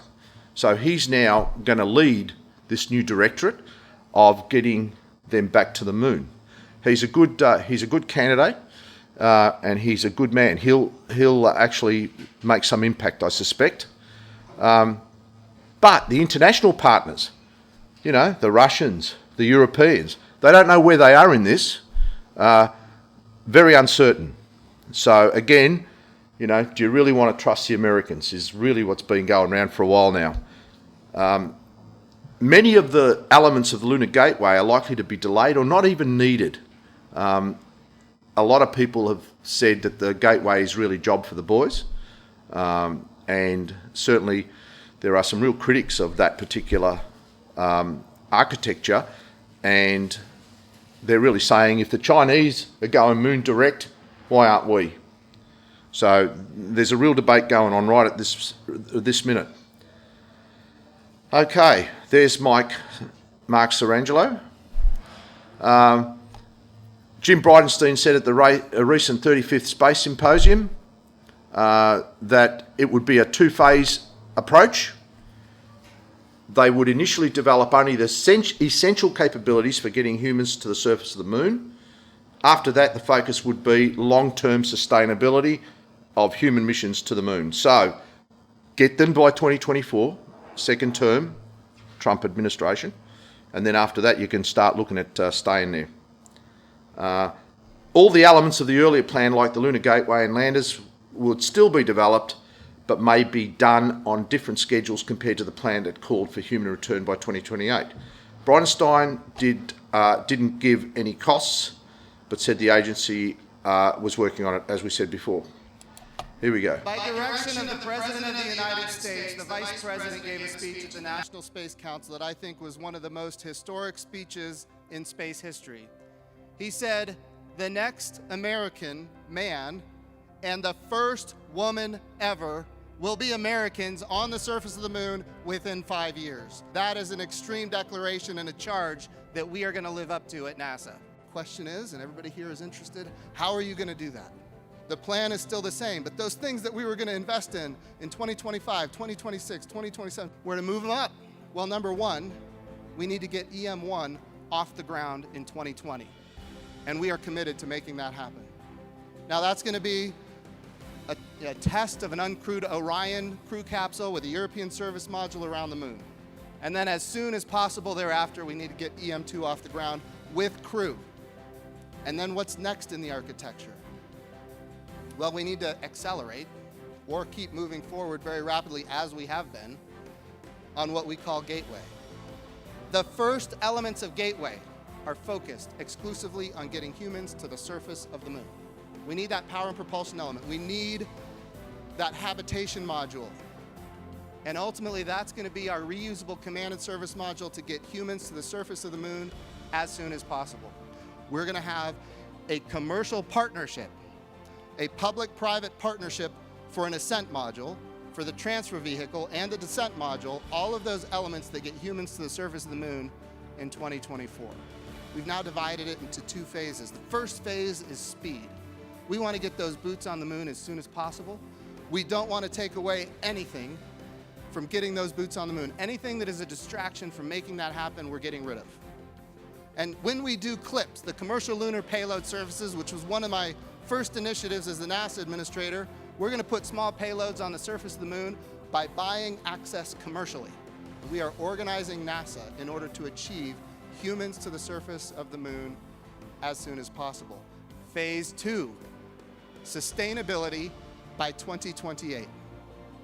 This is another important capability. It is why the Gateway is so important. The Gateway is our ability to go to the moon fast, for sure. We want to make sure we're using things that already exist or things that almost already exist so we can get there soonest. And we have access because of the power and propulsion element of the Gateway. We have more access to more parts of the moon than ever before. Why do we go to the moon? Why is that so important? Well, because we're keeping our eyes on the horizon. The moon is a proving ground. It's the best place for us to live and work on another world so that we can ultimately go to Mars. Know this: the new direction of putting humans on the moon in 2024 is not an America alone effort. We need all of our international partners. In fact, none of us can do what we want to achieve alone. Our agency is up for it. There you go. By direction of the President of the United States, the Vice President gave us... There we go. Just prior to the directive, he made mention of this new announcement where NASA was actually going to a number of private companies to develop their lunar landers, starting from the very small to the very large. And there's some notable names amongst that lot. Firefly, Draper, of course, Lockheed Martin, Marston, Moon Express, Orbit Beyond. So a number of those people are well known and they've all been working on it. So this was before the announcement. I'm not going to go too much into that, but a lot of the companies, though, that even on the 2028 timeframe thought it was overly ambitious, and they were trying to actually get a landing on the moon with some of their early landers commencing next year, which they all thought, bit tight, can't be done. But Lockheed Martin, you know, little rover, little lander. Marston. Before the 2024 directive, again, NASA was planning to go to the moon by 2028. They were divided into 3 phases. From 2024, some descent landers, 2026, plans for full up uncrewed lunar landing, and then 2028 having the lander. So they were planning on getting there by the 60th anniversary of the Apollo 11 landing, which is a little bit sad, I guess, 60 years since they first landed on the moon. But Lockheed Martin, who have done a lot of work with NASA, reckon they've got a plan. They presented it at the recent symposium, and their thinking is to allow a crew of up to 4 to land on the moon by the end of 2024. No cost estimates or details were really provided, but what they said was, we've got to start next year, bending metal, or this won't be achieved. And this was before. That's the Lunar Gateway, or Lunar Toll Booth, as some people call it. Reason toll booth, it's an unnecessary requirement. You can always do moon direct. This is the lunar lander Lockheed Martin concept before the announcement. This is now the gateway after the announcement. All done on, and you'll see on the bottom, you'll see a space tug, because you need a space tug to basically bring the lander down to an orbit where the lander can actually land.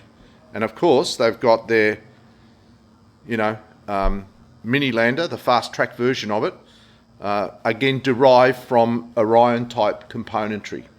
So they've got a plan, but it's not just these guys.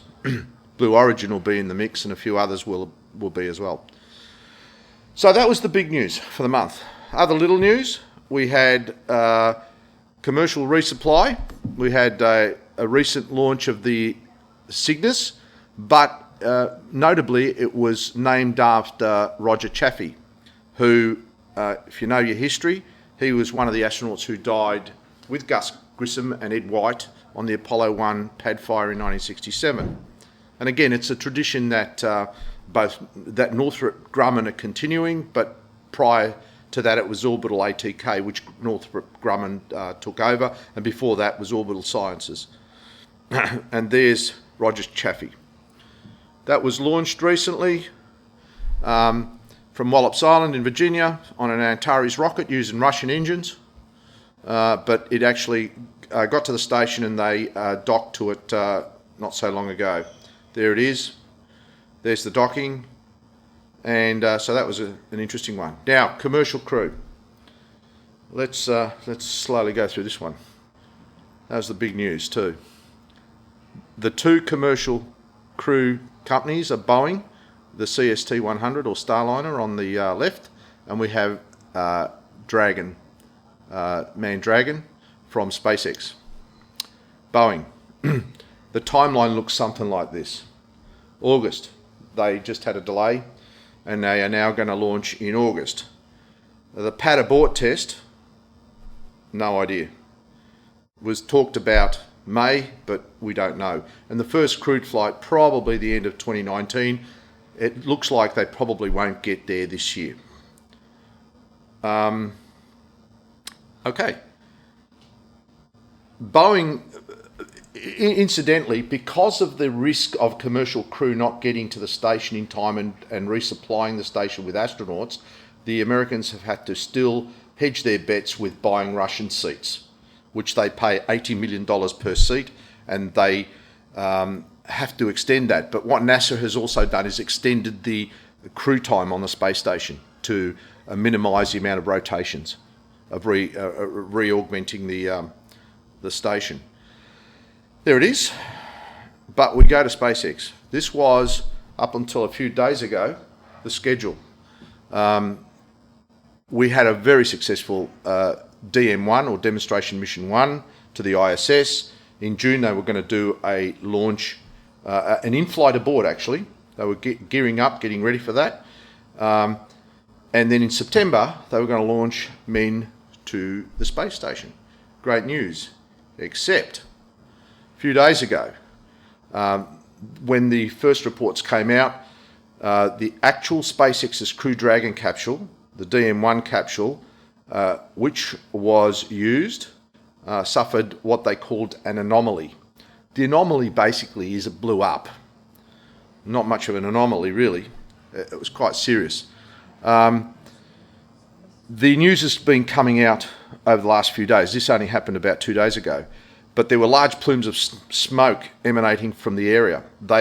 Right next to the landing zones, they have a Dragon processing facility, and they were doing some testing of that particular Dragon, getting ready for the launch abort. There was no injuries, but they were conducting engine tests. They had an initial test which seemed to work, and then they had another go and things went horribly wrong. So this has really put the whole of the SpaceX effort to get men to the space station on hold. We just don't know what's going to happen now. SpaceX have not really said much, and there's obviously a big inquiry going on. How's the effort to get women there going? Don't know. Here we go. Hey, Marcus Houseworthy here. Over the last 24 hours, we've had a little bit of bad news. SpaceX suffered an anomaly in its Crew Dragon capsule while conducting an engine test at the Cape Canaveral Air Force Station in Florida. Now, there is already a lot of assumptions and a lot of news threads and videos going up making all sorts of guesstimates about how far back the crew missions are going to be pushed because of this issue, and this is all before we even know anything about what's actually happened. Now, more than likely by the time you see this video, there is probably more information out there, so obviously we're reporting on this information as it comes to hand. But what I want to talk to you about today is what I think could potentially be a reason to not panic here. Now, I don't have any more information about this whole anomaly than anyone else. Let's just remember this though. The Crew Dragon completed its full demo mission 100% successfully, no problems in any way. A lot of the comments are pointing to the Super Draco engines. However, in this low resolution footage released, we can see some interesting things. To me, it doesn't appear that the engines even began to fire before the explosion, and I've read in a few locations that there was a countdown before the explosion. Now this means that the Super Dracos potentially hadn't even begun to fire yet. My best guess here at this point is that somewhere in the initial systems, perhaps due to the stresses of re-entry and splashdown, a leak or a rupture has caused the fuel to mix in an unintended way. The Crew Dragon of course uses hypergolic fuels which will ignite spontaneously when mixing. Now, they use these systems as they don't need an ignition source of any kind, so they can be quite attractive from that point of view. So this, to me, is a potential area for the failure in my mind. Now, I really doubt at this point that it's due to the Super Dracos themselves, but even if the Super Draco engines were involved, let's just look at that scenario for a moment. The Super Draco engines were designed way back in 2012, and they've been tested and fired many hundreds, probably thousands of times. Now here's the thing, NASA and SpaceX want to make sure that the Crew Dragon vehicle is as safe as it can be, right? So who knows what tests they may have been conducting here. Were they just regular tests, or were they really trying to push some boundaries to see where failure limits may be? Now, don't get me wrong here, I'm certainly not suggesting that the tests were designed to make the Dragon explode, obviously not, but think about this for a moment. The Crew Dragon vehicle is the same vehicle pulled from the ocean after its very successful demo flight. There's a lot of untested scenarios in trying to reuse the Crew Dragon after a splashdown, and as we all know, salt water can cause a great deal of problems with a vehicle like this. And let's just remember as well, future flights with the actual crew are going to be using brand new Crew Dragon capsules with the potential of the Crew Dragons to be reused subsequent times only for cargo missions. Well, that's the current proposal at least. Now, at this point, we've not heard anything directly from SpaceX or Elon Musk. We have, however, heard from NASA, with Jim Bridenstine tweeting out that NASA has been notified about the results of the SpaceX static fire test and the anomaly that occurred during that final test. They're working closely to ensure they safely move forward with the commercial crew program. So to sum up here, let's not panic and throw wild assumptions about SpaceX's crew missions being delayed well into 2020 or 2021. We don't even know the reason behind the anomaly just yet. Yes, of course, this is potentially heartbreaking, and yes, we are all worried about the future of the Crew Dragon missions, but let's not jump to conclusions just yet. We'll find out over the upcoming days exactly what happened and how SpaceX and NASA are going to address the issue. I do have to say though, let's just count our very lucky stars that the Crew Dragon didn't explode while attached to the International Space Station. As it is, that is potentially the most frightening scenario I see with this anomaly. Space is risky, and there is a danger no matter what we do. Everyone, of course, just wants to make sure that it is as safe as it can be. So I'm interested to know what you think about all this. Please do let me know in the comments below, and of course... So, sad indeed. There are any estimates even up to another year before they actually fly this thing again, and they might have to do another demonstration mission. But having hypergolic fuel on a capsule like that is just, you know, they just have to mix together and they explode. So maybe the plumbing's not working too well. We'll hear more about it in coming days. But that's really a setback, a huge setback to the commercial crew endeavour. So maybe Boeing will get there first after all. They're launching in August. This is the demonstration mission 1. This was actually the capsule that blew up. This was it coming down. This was it being taken off the boat. And this was the picture from probably Cocoa Beach somewhere, looking back at the landing zone 1 and 2. And the Super Dracos are the engines. But as they've said, a lot of people have said, it doesn't appear to be the engines. There's probably a plumbing issue there somewhere. And it could have been affected by salt water. Oh, there it is. There's the... you'll see it. I'd hate to be the bloke that let that video out, by the way. Because as soon as they find out who it is...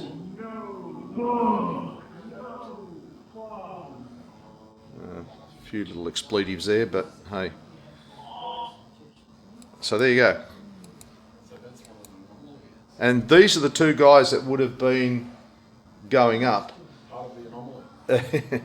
on the crewed mission. So I'm not quite sure how they would feel about getting into a thing like that. Another little thing that happened, I haven't got much time, but I'll race through this, was Israel. Almost that close. But they managed to crash the Bereshit lander on the surface of the moon. Great effort.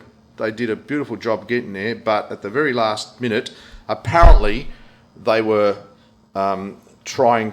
I'll just go back to this, sorry, I'll come back to it. But they are going to have they were part of the the Lunar X Prize, but the X Prize expired because no one actually won it. But the X Prize people have given these guys $1 million for effort, and that's a good thing. But the thing cost $100 million, so one could argue it's not really a huge bonus to them, but it all helps. There it is. They've already got the finance for a second attempt. They are, yep. They will have another go, which is fantastic. It's not a huge little thing, it's not a huge spacecraft, but pretty significant. It was launched on by SpaceX, and what it did was it slowly raised its orbit, slowly, until it got captured by the moon. And this was one of the pictures just as it was starting to head for the moon. This was the last picture that was taken. It was about 150 metres off the surface. And it was a chain of events. They tried to fix an IMU, an inertial measuring unit. And in trying to turn that on and off, it triggered a chain of events that actually turned the engine off. And by the time they were trying to get the engine started again, it was all too late. It was just going too fast.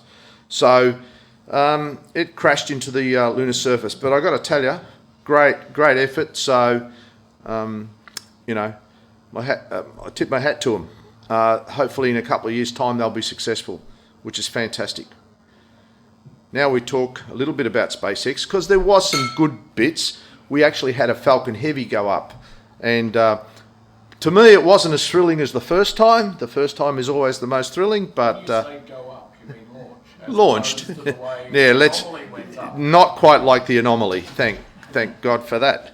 But it was the first Falcon Heavy of all Block 5 Falcon components, which is fantastic, because that's the more sustainable version of the Falcon rocket. And it lifted off, and it took Arabsat 6A satellite into orbit. And the two side boosters of the rocket made near simultaneous landings. You never get sick of watching that. And the two fairing halves were actually recovered. So that was a real first. I'll get back to that in a sec. And and the centre core actually landed in the Atlantic on the recovery boat, the drone. There it is. There it is sitting in the little hangar just outside pad 39A. All 27 engines, pretty amazing. There's Arabsat.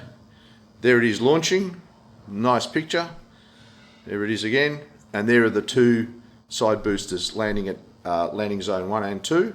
And there is the core stage landing on the drone ship, Of Course I Still Love You. And I could actually play this, but I've only got 1 minute left, so 5, 4. It's a pretty good little video, that. I can if you like. Go back.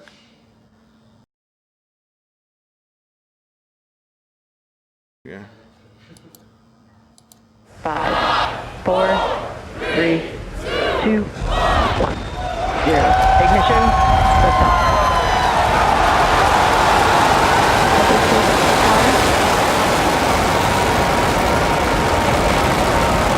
Vehicles pushing down range. And we're beginning deep throttle.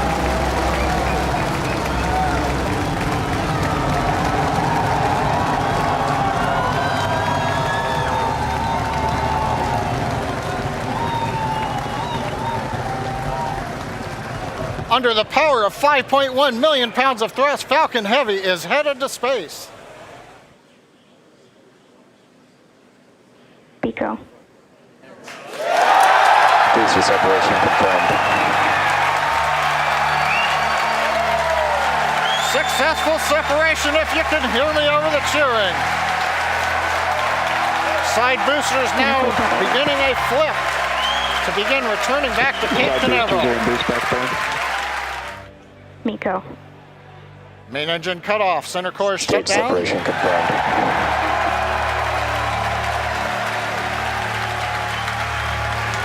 Here comes the fairing separation, and there it goes. To day, we'll be attempting to recover all 3 of the first stage cores, and all 3 boosters are currently on their way heading home. In just a few minutes, the side boosters will execute an entry burn, followed by a landing burn, and the center core will do much the same a few minutes later. Coming up in about 5 seconds here, the side boosters landing burn will begin as well. Side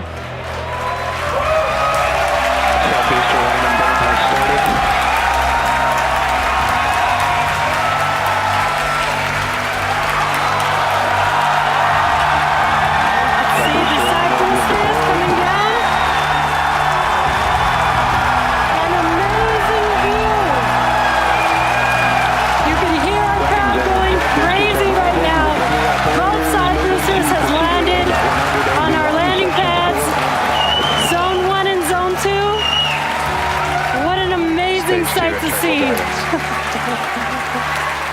So again, as we mentioned earlier, this is going to be a challenging landing. Stage 1, landing and we are starting. landing on our drone ship, Of Course I Still Love You. And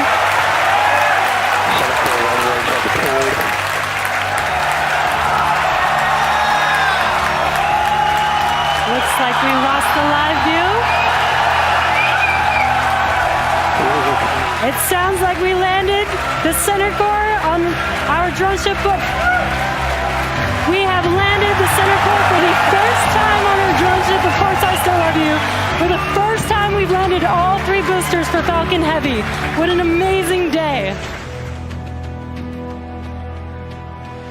Spacecraft separation confirmed.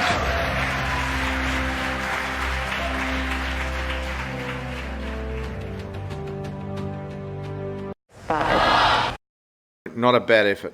I never get sick of what. Eh? That was worth It was. I mean, it's pretty cool. But as I said before, the fairings.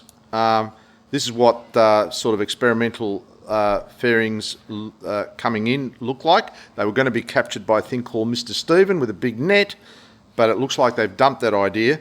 Now they just fall into the water. But it looks like, they are hardened for seawater. They're going to reuse these fairings in upcoming missions.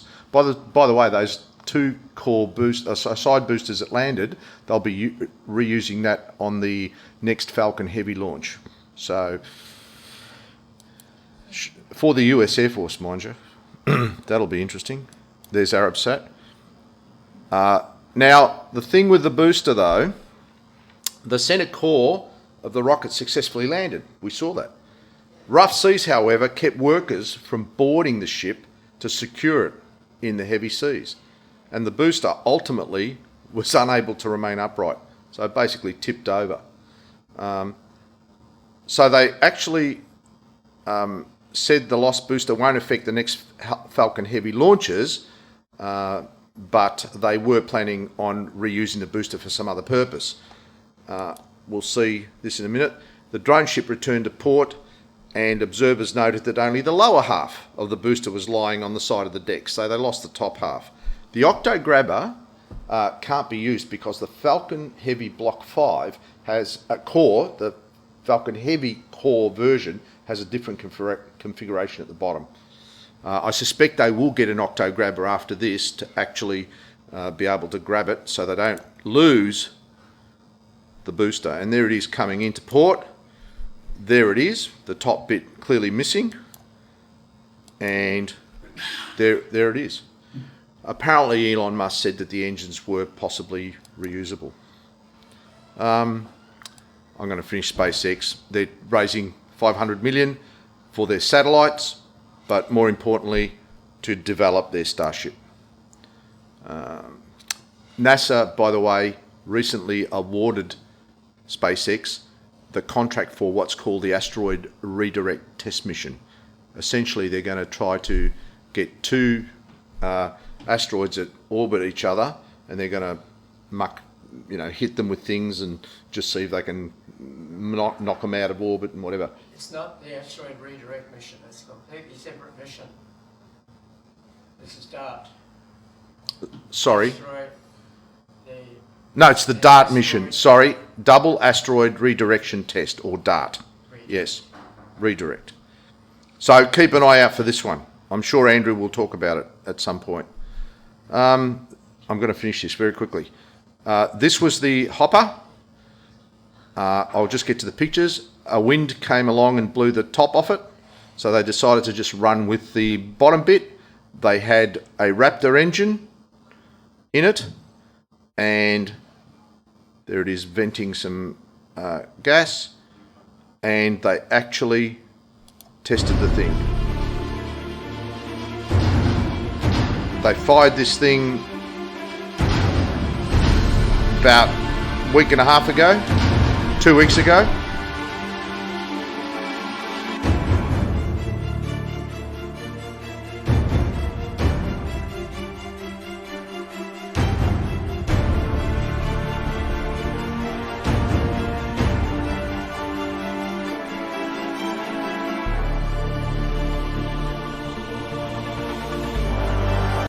Okay, basically it lifted off the ground and was kept from going any higher by the tethers to hold the thing down. So then they took the Raptor engine out, and we don't know where they are from at this point.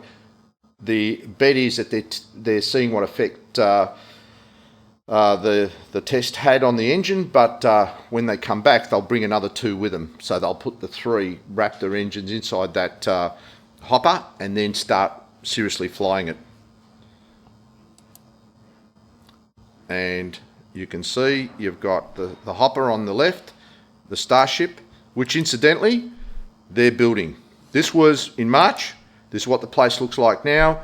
That bit there, that bit there, that bit there, that bit there, that bit there. They're building the actual orbital flight version of Starship, which is pretty amazing.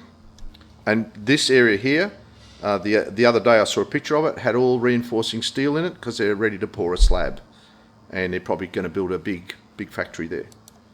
And there it is, one big water tank. That's it. All right, thank you.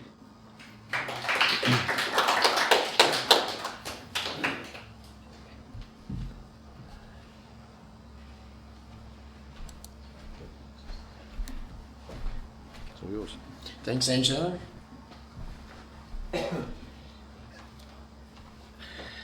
Yeah, okay. Now, my first presentation is held over from February and then updated for March. So here we go.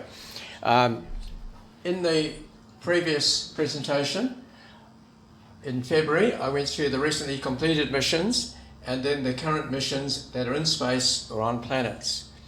So this month I'm going to do the ones that are under development or construction and the concepts that have been approved.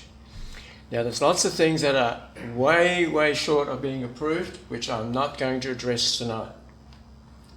So what we did was we went down the list here from how it was from the solar system out to the astrophysics missions.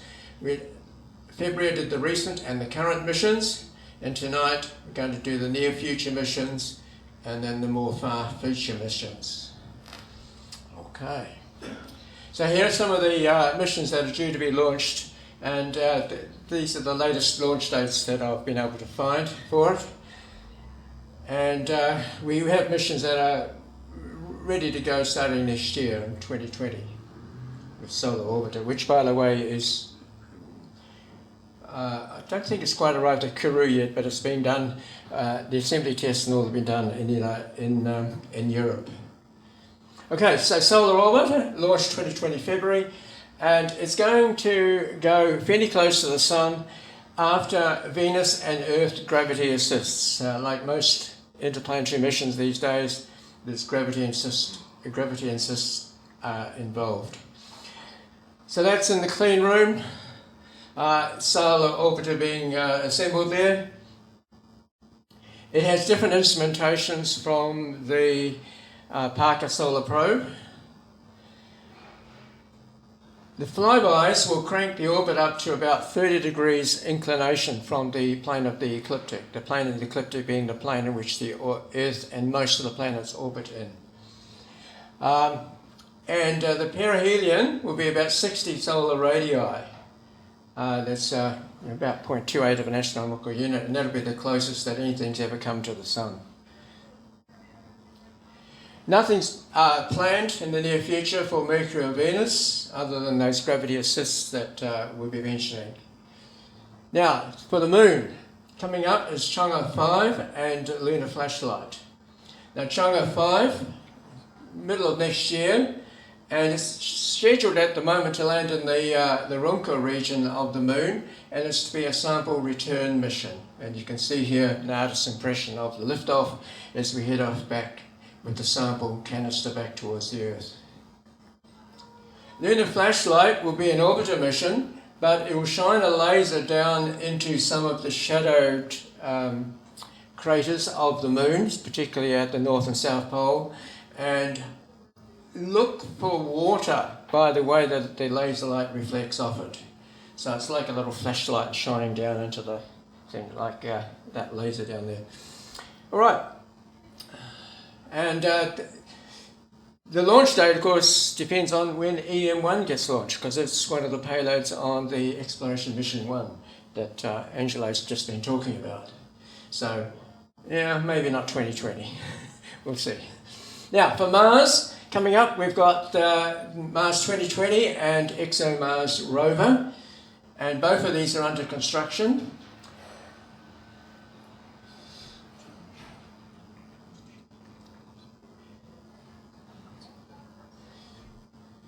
The landing site for ExoMars, both 2020 and ExoMars have been decided.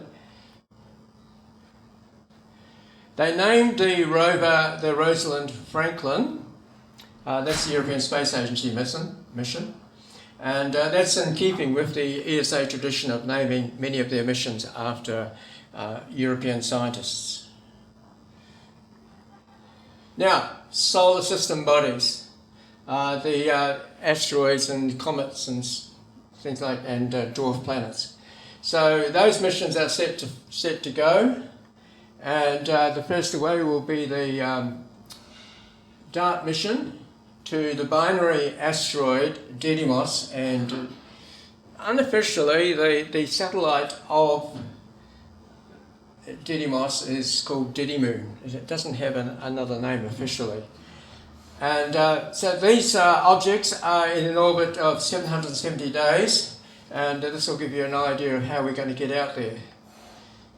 So the asteroid impact deflection assessment, as it's called, will hit the Didymoon, and then this graphic shows how the debris from that might scatter.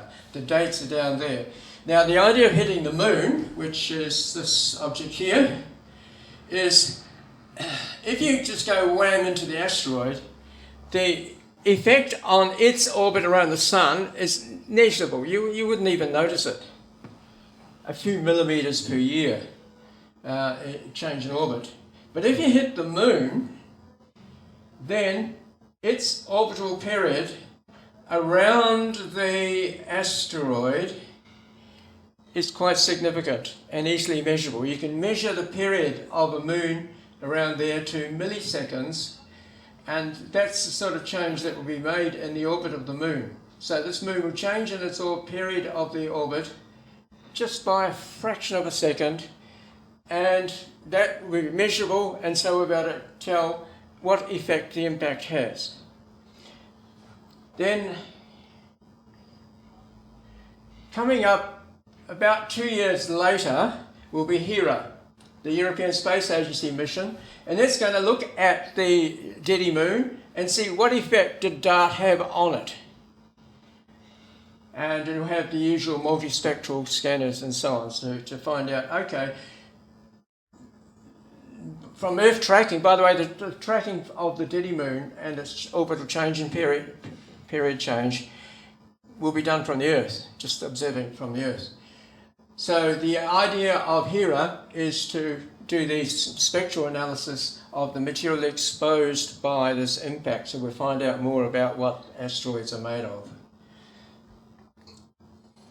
The NEA Scout, launched next year, is a a small CubeSat, which can, these things, amazing what you can pack into a CubeSat these days, and it'll deploy this sail, which will then navigate past an asteroid.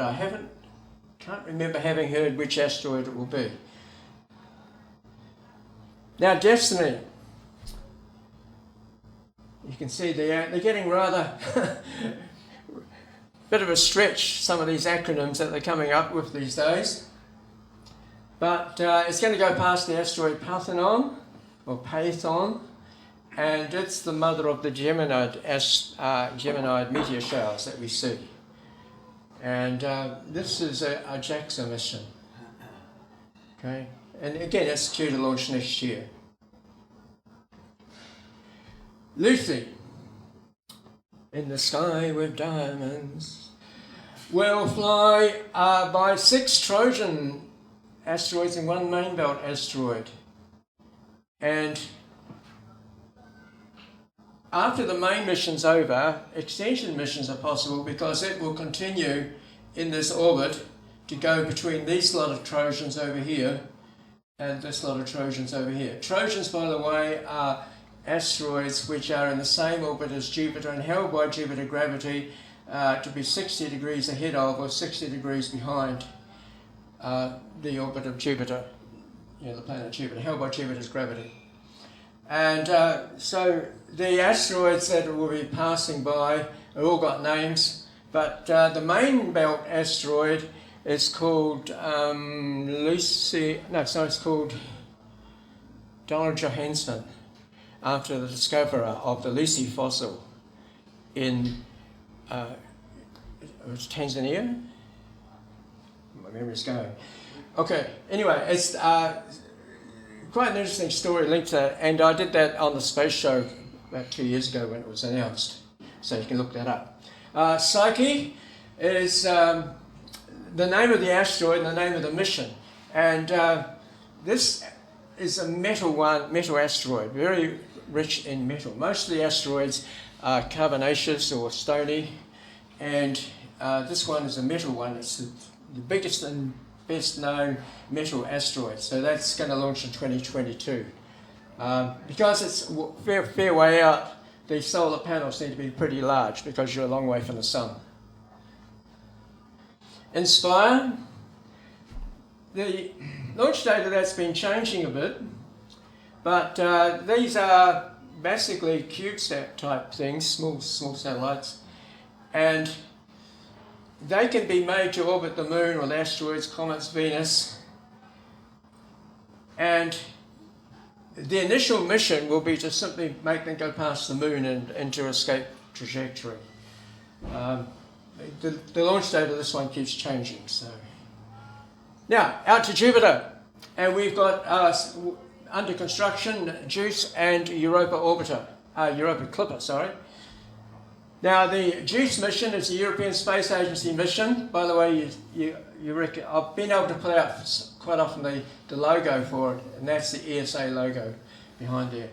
So a launch in about 2 years' time. Arrive in Jupiter about 7 years after launch, and it'll make flybys of Ganymede, Callisto, Europa, probably nothing else, but eventually we're going to orbit around Ganymede, and it's going to have quite a trouble because the radiation environment at Jupiter is very severe.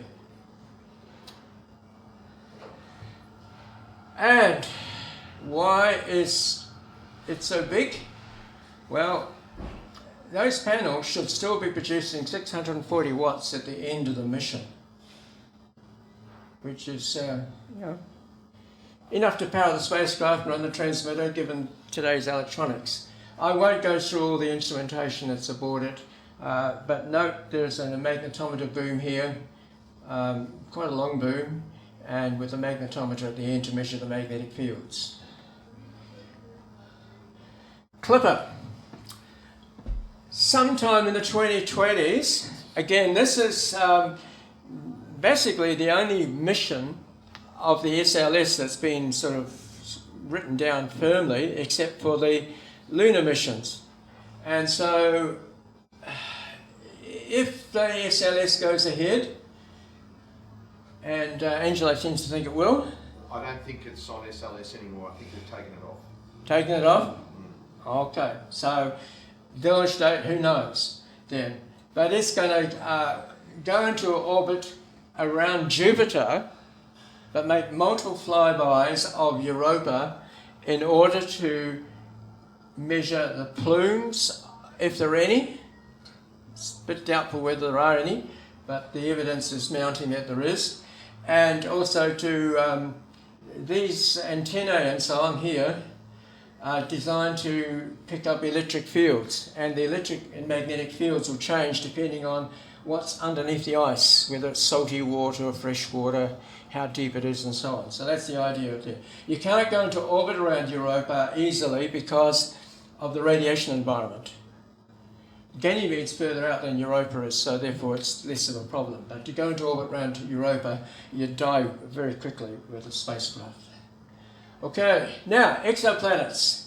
The only currently funded exoplanet mission is CHEOPS, European Space Agency, and it's due to launch later this year. It's already been built, and it's, again, I'm not sure, I can't remember now whether it's at Kourou yet or not, but it's certainly been all assembled in Europe, and I've seen pictures of it there. Now, if we use the transit method to look for exoplanets, and by the way, at first sight you're looking to say it's got two eyes. No, it's a cycle like Cyclops. It's only got one eye, this one here, and this is just a lens cover that on a hinge. There's a hinge there, and it can swing over and cover the lens or uncover it. Yeah, so it's only got one eye, but at first sight it does look like two. So I call it Cyclops. All right, which by the way is an ancient monster that had one eye.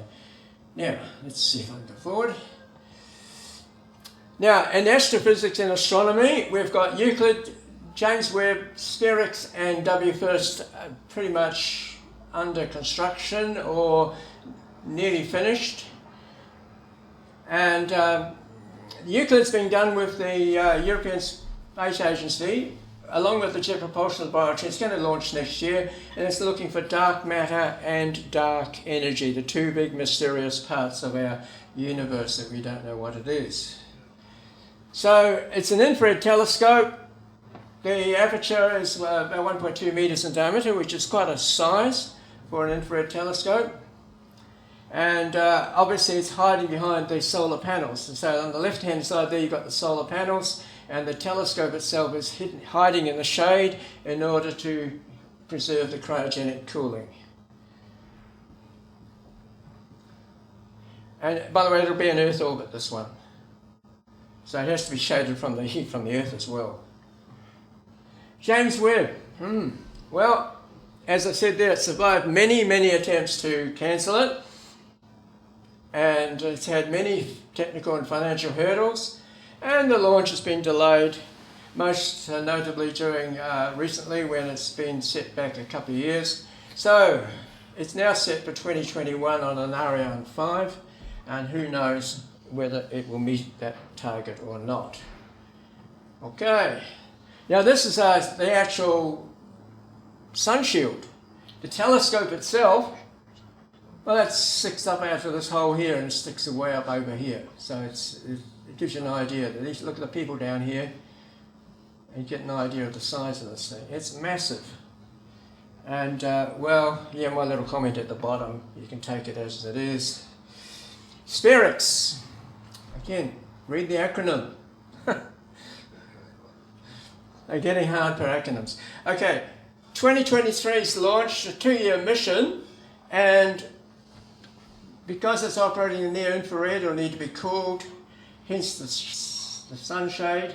The sunshade here, solar panels to power it, and hopefully they'll find 300 million galaxies and 100 million stars in the Milky Way and measure them all quite nicely in order to find out how stars formed. Right. WFIRST. Now, this again project's been on, it's off, it's on, people are trying to kill it all the time. It uses an old telescope that was used on the Department of Defence missions for spying on the Earth. Instead of looking down at the Earth, it's going to look up into space. And currently it's down for 2025 launch, but yeah, well, we'll see what happens. By the way, it's one of my favourite little telescopes. I'm really rooting for this one. Now, let's look further into the future. Now, these are not, you know what 3.14 means, don't you? Okay, it's not in the sky, but mostly in that case, approved for implementation. And that's a roughly chronological order, but things can change. All right, let's go into it quickly. This won't make the news media much because it's not going to take pretty pictures. It said it does spectra, like the one on the right-hand side there. And if you're like me, you like spectra and you can understand them, that's fine, but for everyone else, who cares? Chang'e 7, 2023, survey the lunar south pole, and that's going to help determine where Chang'e 6 will land. Now they're launching Chang'e 7 before 6, and okay, I cheated the same picture, but this is a sample return now from the South Pole. Plato. This is going to look at enormous patches of the sky at one time. And as a result, we'll better figure out, hopefully, how exoplanets are actually made. It's going to be located at Lagrange point number 2, which is the one down sun from the Earth. Earth Sun L2 or Earth Moon L2? It's at the Earth Sun L2. Oh, okay. Okay, yeah. Sorry, I should have made that clear. And there's some artist's impressions of how Plato will look. This has been done by the European Space Agency, by the way. Ariel. This was announced about a year ago, and there's an artist's impression, obviously, of how a sun, a star and its exoplanet might look. And again, it will join the L2 gang. Lots of things being parked out at L2, including the James Webb Space Telescope. Chang'e 8, it's going to test the technologies that we're going to need for humans on the moon. And this will launch in 2027. So if the Yanks are worried that the Chinese are going to get to the moon by 2024, they're right. But this is probably for a lunar base, as against for touch and go. You know. Right. Martian Moons Exploration, MMX, is Japanese mission, and they agreed with German Space Agency at last year's Aerospace Congress in Bremen, I think it was Bremen, that they'd do this together. So land on Phobos and possibly even Deimos. It could land on both of them and collect samples and then return them back to Earth. So this would be a sample return mission, not from the Martian surface, but from the Moon, which is a lot easier to do. Time plan there. And again, I won't go through all the instruments that are on it. Athena, 2031.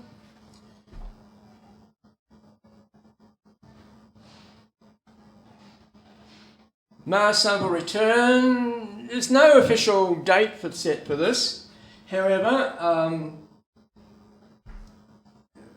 the NASA administrators have been rooting for this for, well, I don't know how far back you want to count them, but certainly for quite a while. And it's officially part of Trump's space policy as well, that we get a sample back from Mars. So whether it looked like this or not, it's anyone's guess, because no one's actually designed the thing. Andrew, is yes. Mars 2020 caching any samples? Yes, Mars 2020 is caching samples, but whether they go back to the same place and collect those samples is yeah, anyone's guess. Okay, now, Slim.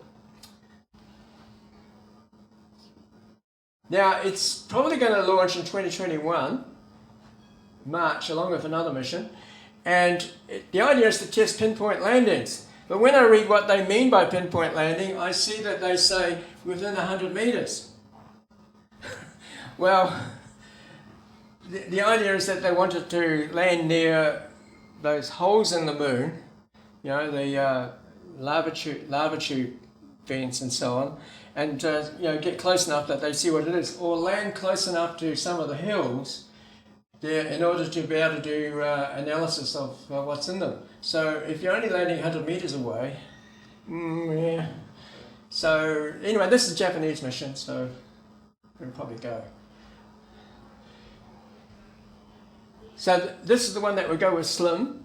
It's a spectroscopic mission again. So again, you know, if you like spectra, this will make you happy. And, oh, sorry, next one. Okay, the Asteroid Redirect Robotic Mission, not to be confused with DART. This is officially cancelled, but if you look at their budget and what NASA's saying, they're still working on it, but in a low-key sort of way. So it could still happen, but yeah, the Lunar Gateway sort of diverted the thinking away. And of course, with this new announcement about getting to the moon with humans by 2024, this would be pushed even further on the back burner. So who knows? Okay, now, so here's a summary of the European Space Agency fleet across the spectrum. And likewise in the solar system, again, European Space Agency ones. And here's a timeline of some of the things coming up. This is the Japanese thinking and planning. And they are, one of the things of their things is the water line. Yeah, as you go so far out to the sun, and water can condense, and so they want to explore where the water is out beyond that water line. They call it the snow line, okay, where water can freeze out. So that's where some of their planetary missions are heading towards. And here's our little summary then of what we've just been doing. Okay. Now, I'm supposed to be able to navigate now to the next presentation, which Michael might want to help me with, because we changed it. I was going to do it in slides, and instead we've got a PowerPoint slideshow instead. Okay.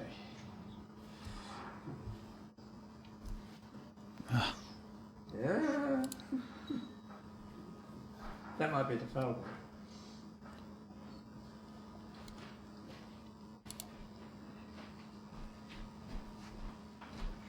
Did you put it in the folder? It's already running. Yeah. Sorry. Progress. No signal. The dreaded no signal sign. Okay.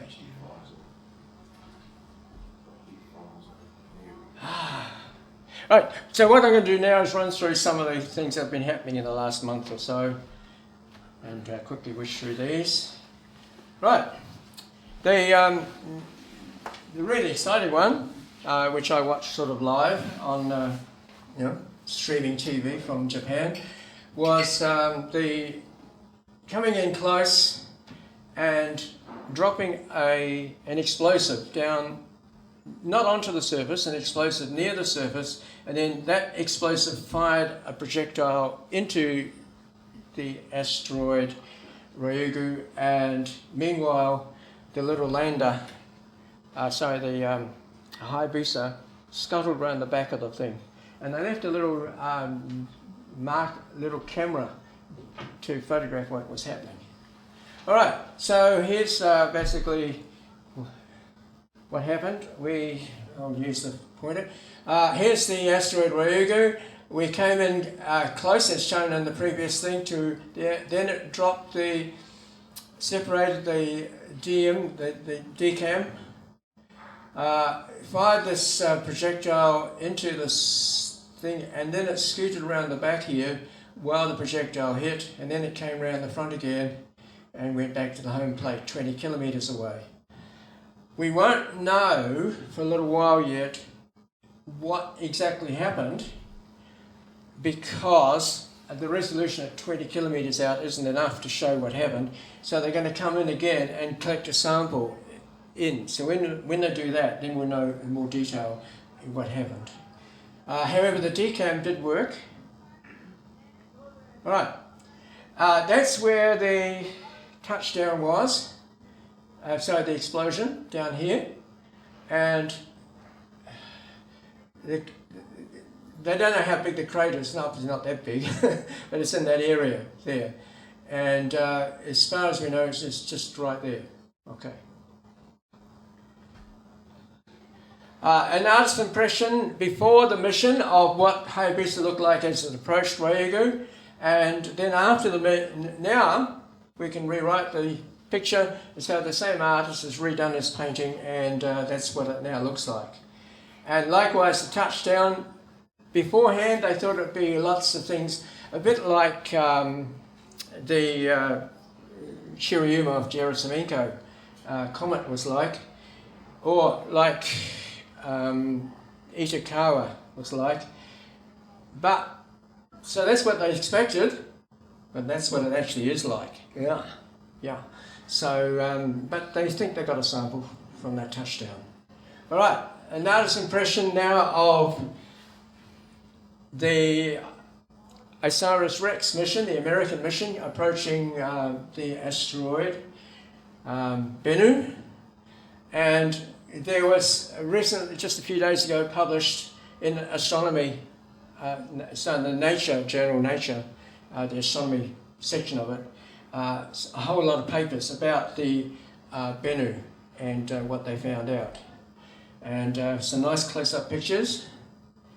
Very much like the Ryugu one, and an overall projection. What do you call that? It's not a Mercator projection. Anyway, it's the whole thing's stretched out. Here's one of the papers,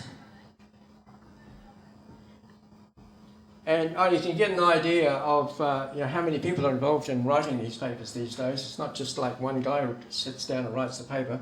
It's a whole team of them. Here's the surface accelerations of Bennu in micrometers per second squared. So you drop something, it's going to go very, very slowly. You can see the gravity is greatest at the poles, because it is a spinning object. And interestingly, things roll. If you put a tennis ball on the surface and let it roll, it would roll towards the equator, okay, away from the poles. And this shows the slope direction in degrees away from the equator. So things will roll there towards the equator, which is presumably why it's got a big bulge. Now, if you drop something, this is the kinetic energy map of it. Again, I won't describe, but you can see that you've got the greatest at the poles. I'm thinking backwards. In terms of that scale there, it's the least at the poles and greatest at the equator. And if what are the escape speeds in centimeters per second on the right-hand side there, you see that at the equator, to jump off, you'd only need 12 centimeters per second to jump off, whereas from the poles, you'd need around about 20 or so to jump off. Now, another paper, they assume that the asteroid's a rubble pile, and they've done some comparisons. The radar shape is expected from the Earth compared to what OSIRIS-REx found, and the two graphs show the differences there. So there are differences from what they expected from radar, which is why you send spacecraft there to find out those differences. And they've done boulder counts, and those little red and blue tags are the boulders on the surface. And the rubble pile does have some internal stiffness, and there's a paper that explores all that. Now this one shows the location of large rocks along the prime meridian. And so they've defined a latitude and longitude based on that rock there.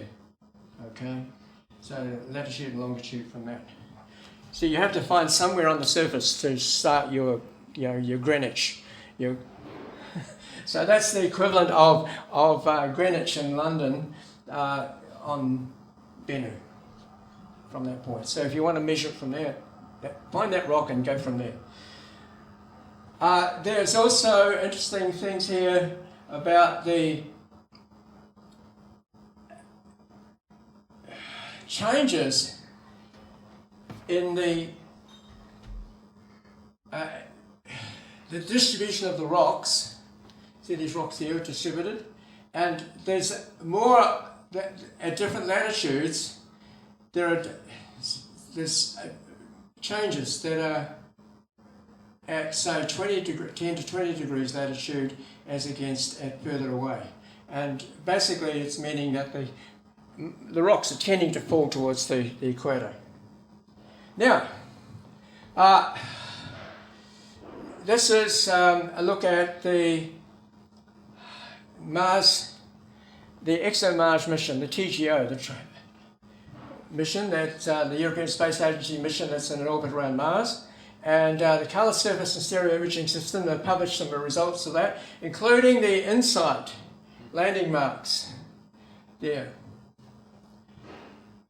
Now, although this is mainly doing atmospheric studies, it does have a nice, quite good camera on board to photograph the surface of the Earth. And I've gone to 44 seconds to go, so quickly. These are some of the pictures from the ExoMars, including where dust devils have been, the little whirlwinds and so on. It looks like a spider, doesn't it? But that's the trails of the dust devils. So it's doing some nice imagery there. Now the fine resolution epithermal neutron detector has shown methane. Now other missions reckon a lot of methane there, but TGO hasn't found it. Okay. And there's some of the first results from TGOs. I'm not going to explain how the neutrons are used there because I don't have time. And analysing the gases there using LIM things. And there's the vertical distribution of dust and water vapour on the planet. And okay, and then there's ways that methane could be made on Mars, but now they have to work out why haven't they found the methane. Quickly, the mole, the heat probe on InSight is stuck. That's it on the surface there, and it's stuck. And they're now they're doing tests. Oh, so there's supposed to be another picture in there. Okay, where they're doing it in Germany, they're doing testing on all sorts of materials to find out why is it stuck and what can they do about it. But the latest thing is it's stuck, and it's just gone into the surface, not very far. And my question is, well, okay, why can't they use the arm to dig the thing out again and try again somewhere else? But anyway, Titan, they've found an interesting thing that about the lakes on Titan, and they're quite deep, and this shows some of the evidence for the deep lakes. And this is an interesting one in that we've got both Sunderland and the lakes in the picture at the same time.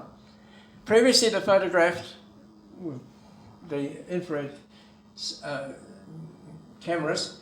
They photographed the lakes and they photographed Sunderland separately, but this is the first one from the Cassini mission, which was just been published a few days ago, in which you get both the Sunderland and the lakes in the same picture.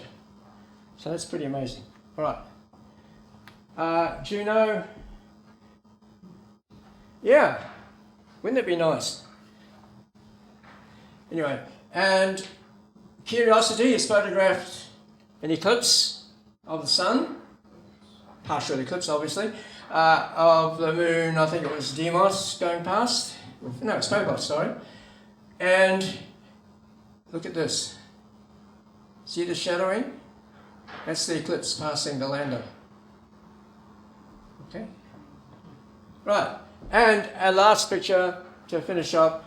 If you see strange lights in the sky, it's because in Europe they have been firing rockets, often 2 at a time, into the ionosphere and exploding, releasing barium and all sorts of stuff. And it's caused massive of UFO reports in Norway and so on. People seeing these strange lights in the sky. But it's just science at work. Okay, we'll leave it there.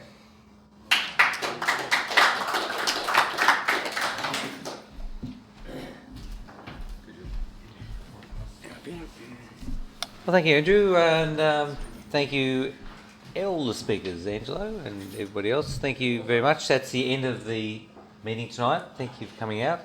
We'll be back here again next month. Lots of space news, lots of things to talk about, and I think that's all we've got. Yeah. Just in passing, for this month, we lost 2 space people this month.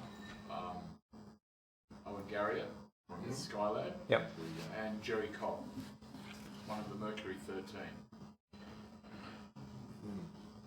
So the RMIT guys. Oh yes. So just this weekend past, the Australian University's rocket competition was held up at Thunder, and our previous host, the RMIT team, actually won the 30,000 feet rocket competition. Followed up by the runner-up was Monash HPR, which is also a Melbourne group that we've been supporting. 10K altitude was won by the University of Queensland, UQ Space, and runner-up for that was the University of Sydney. So congratulations to all those teams, and UQ Space won overall the competition for the most amount of points. So congratulations to all those teams for their events. That's great. All right, well done. Thanks everyone. Have a lovely evening. Have a safe drive home, or walk home, or tram home, or whichever way you get to. Thanks for making the effort to come out, and we'll see you next month.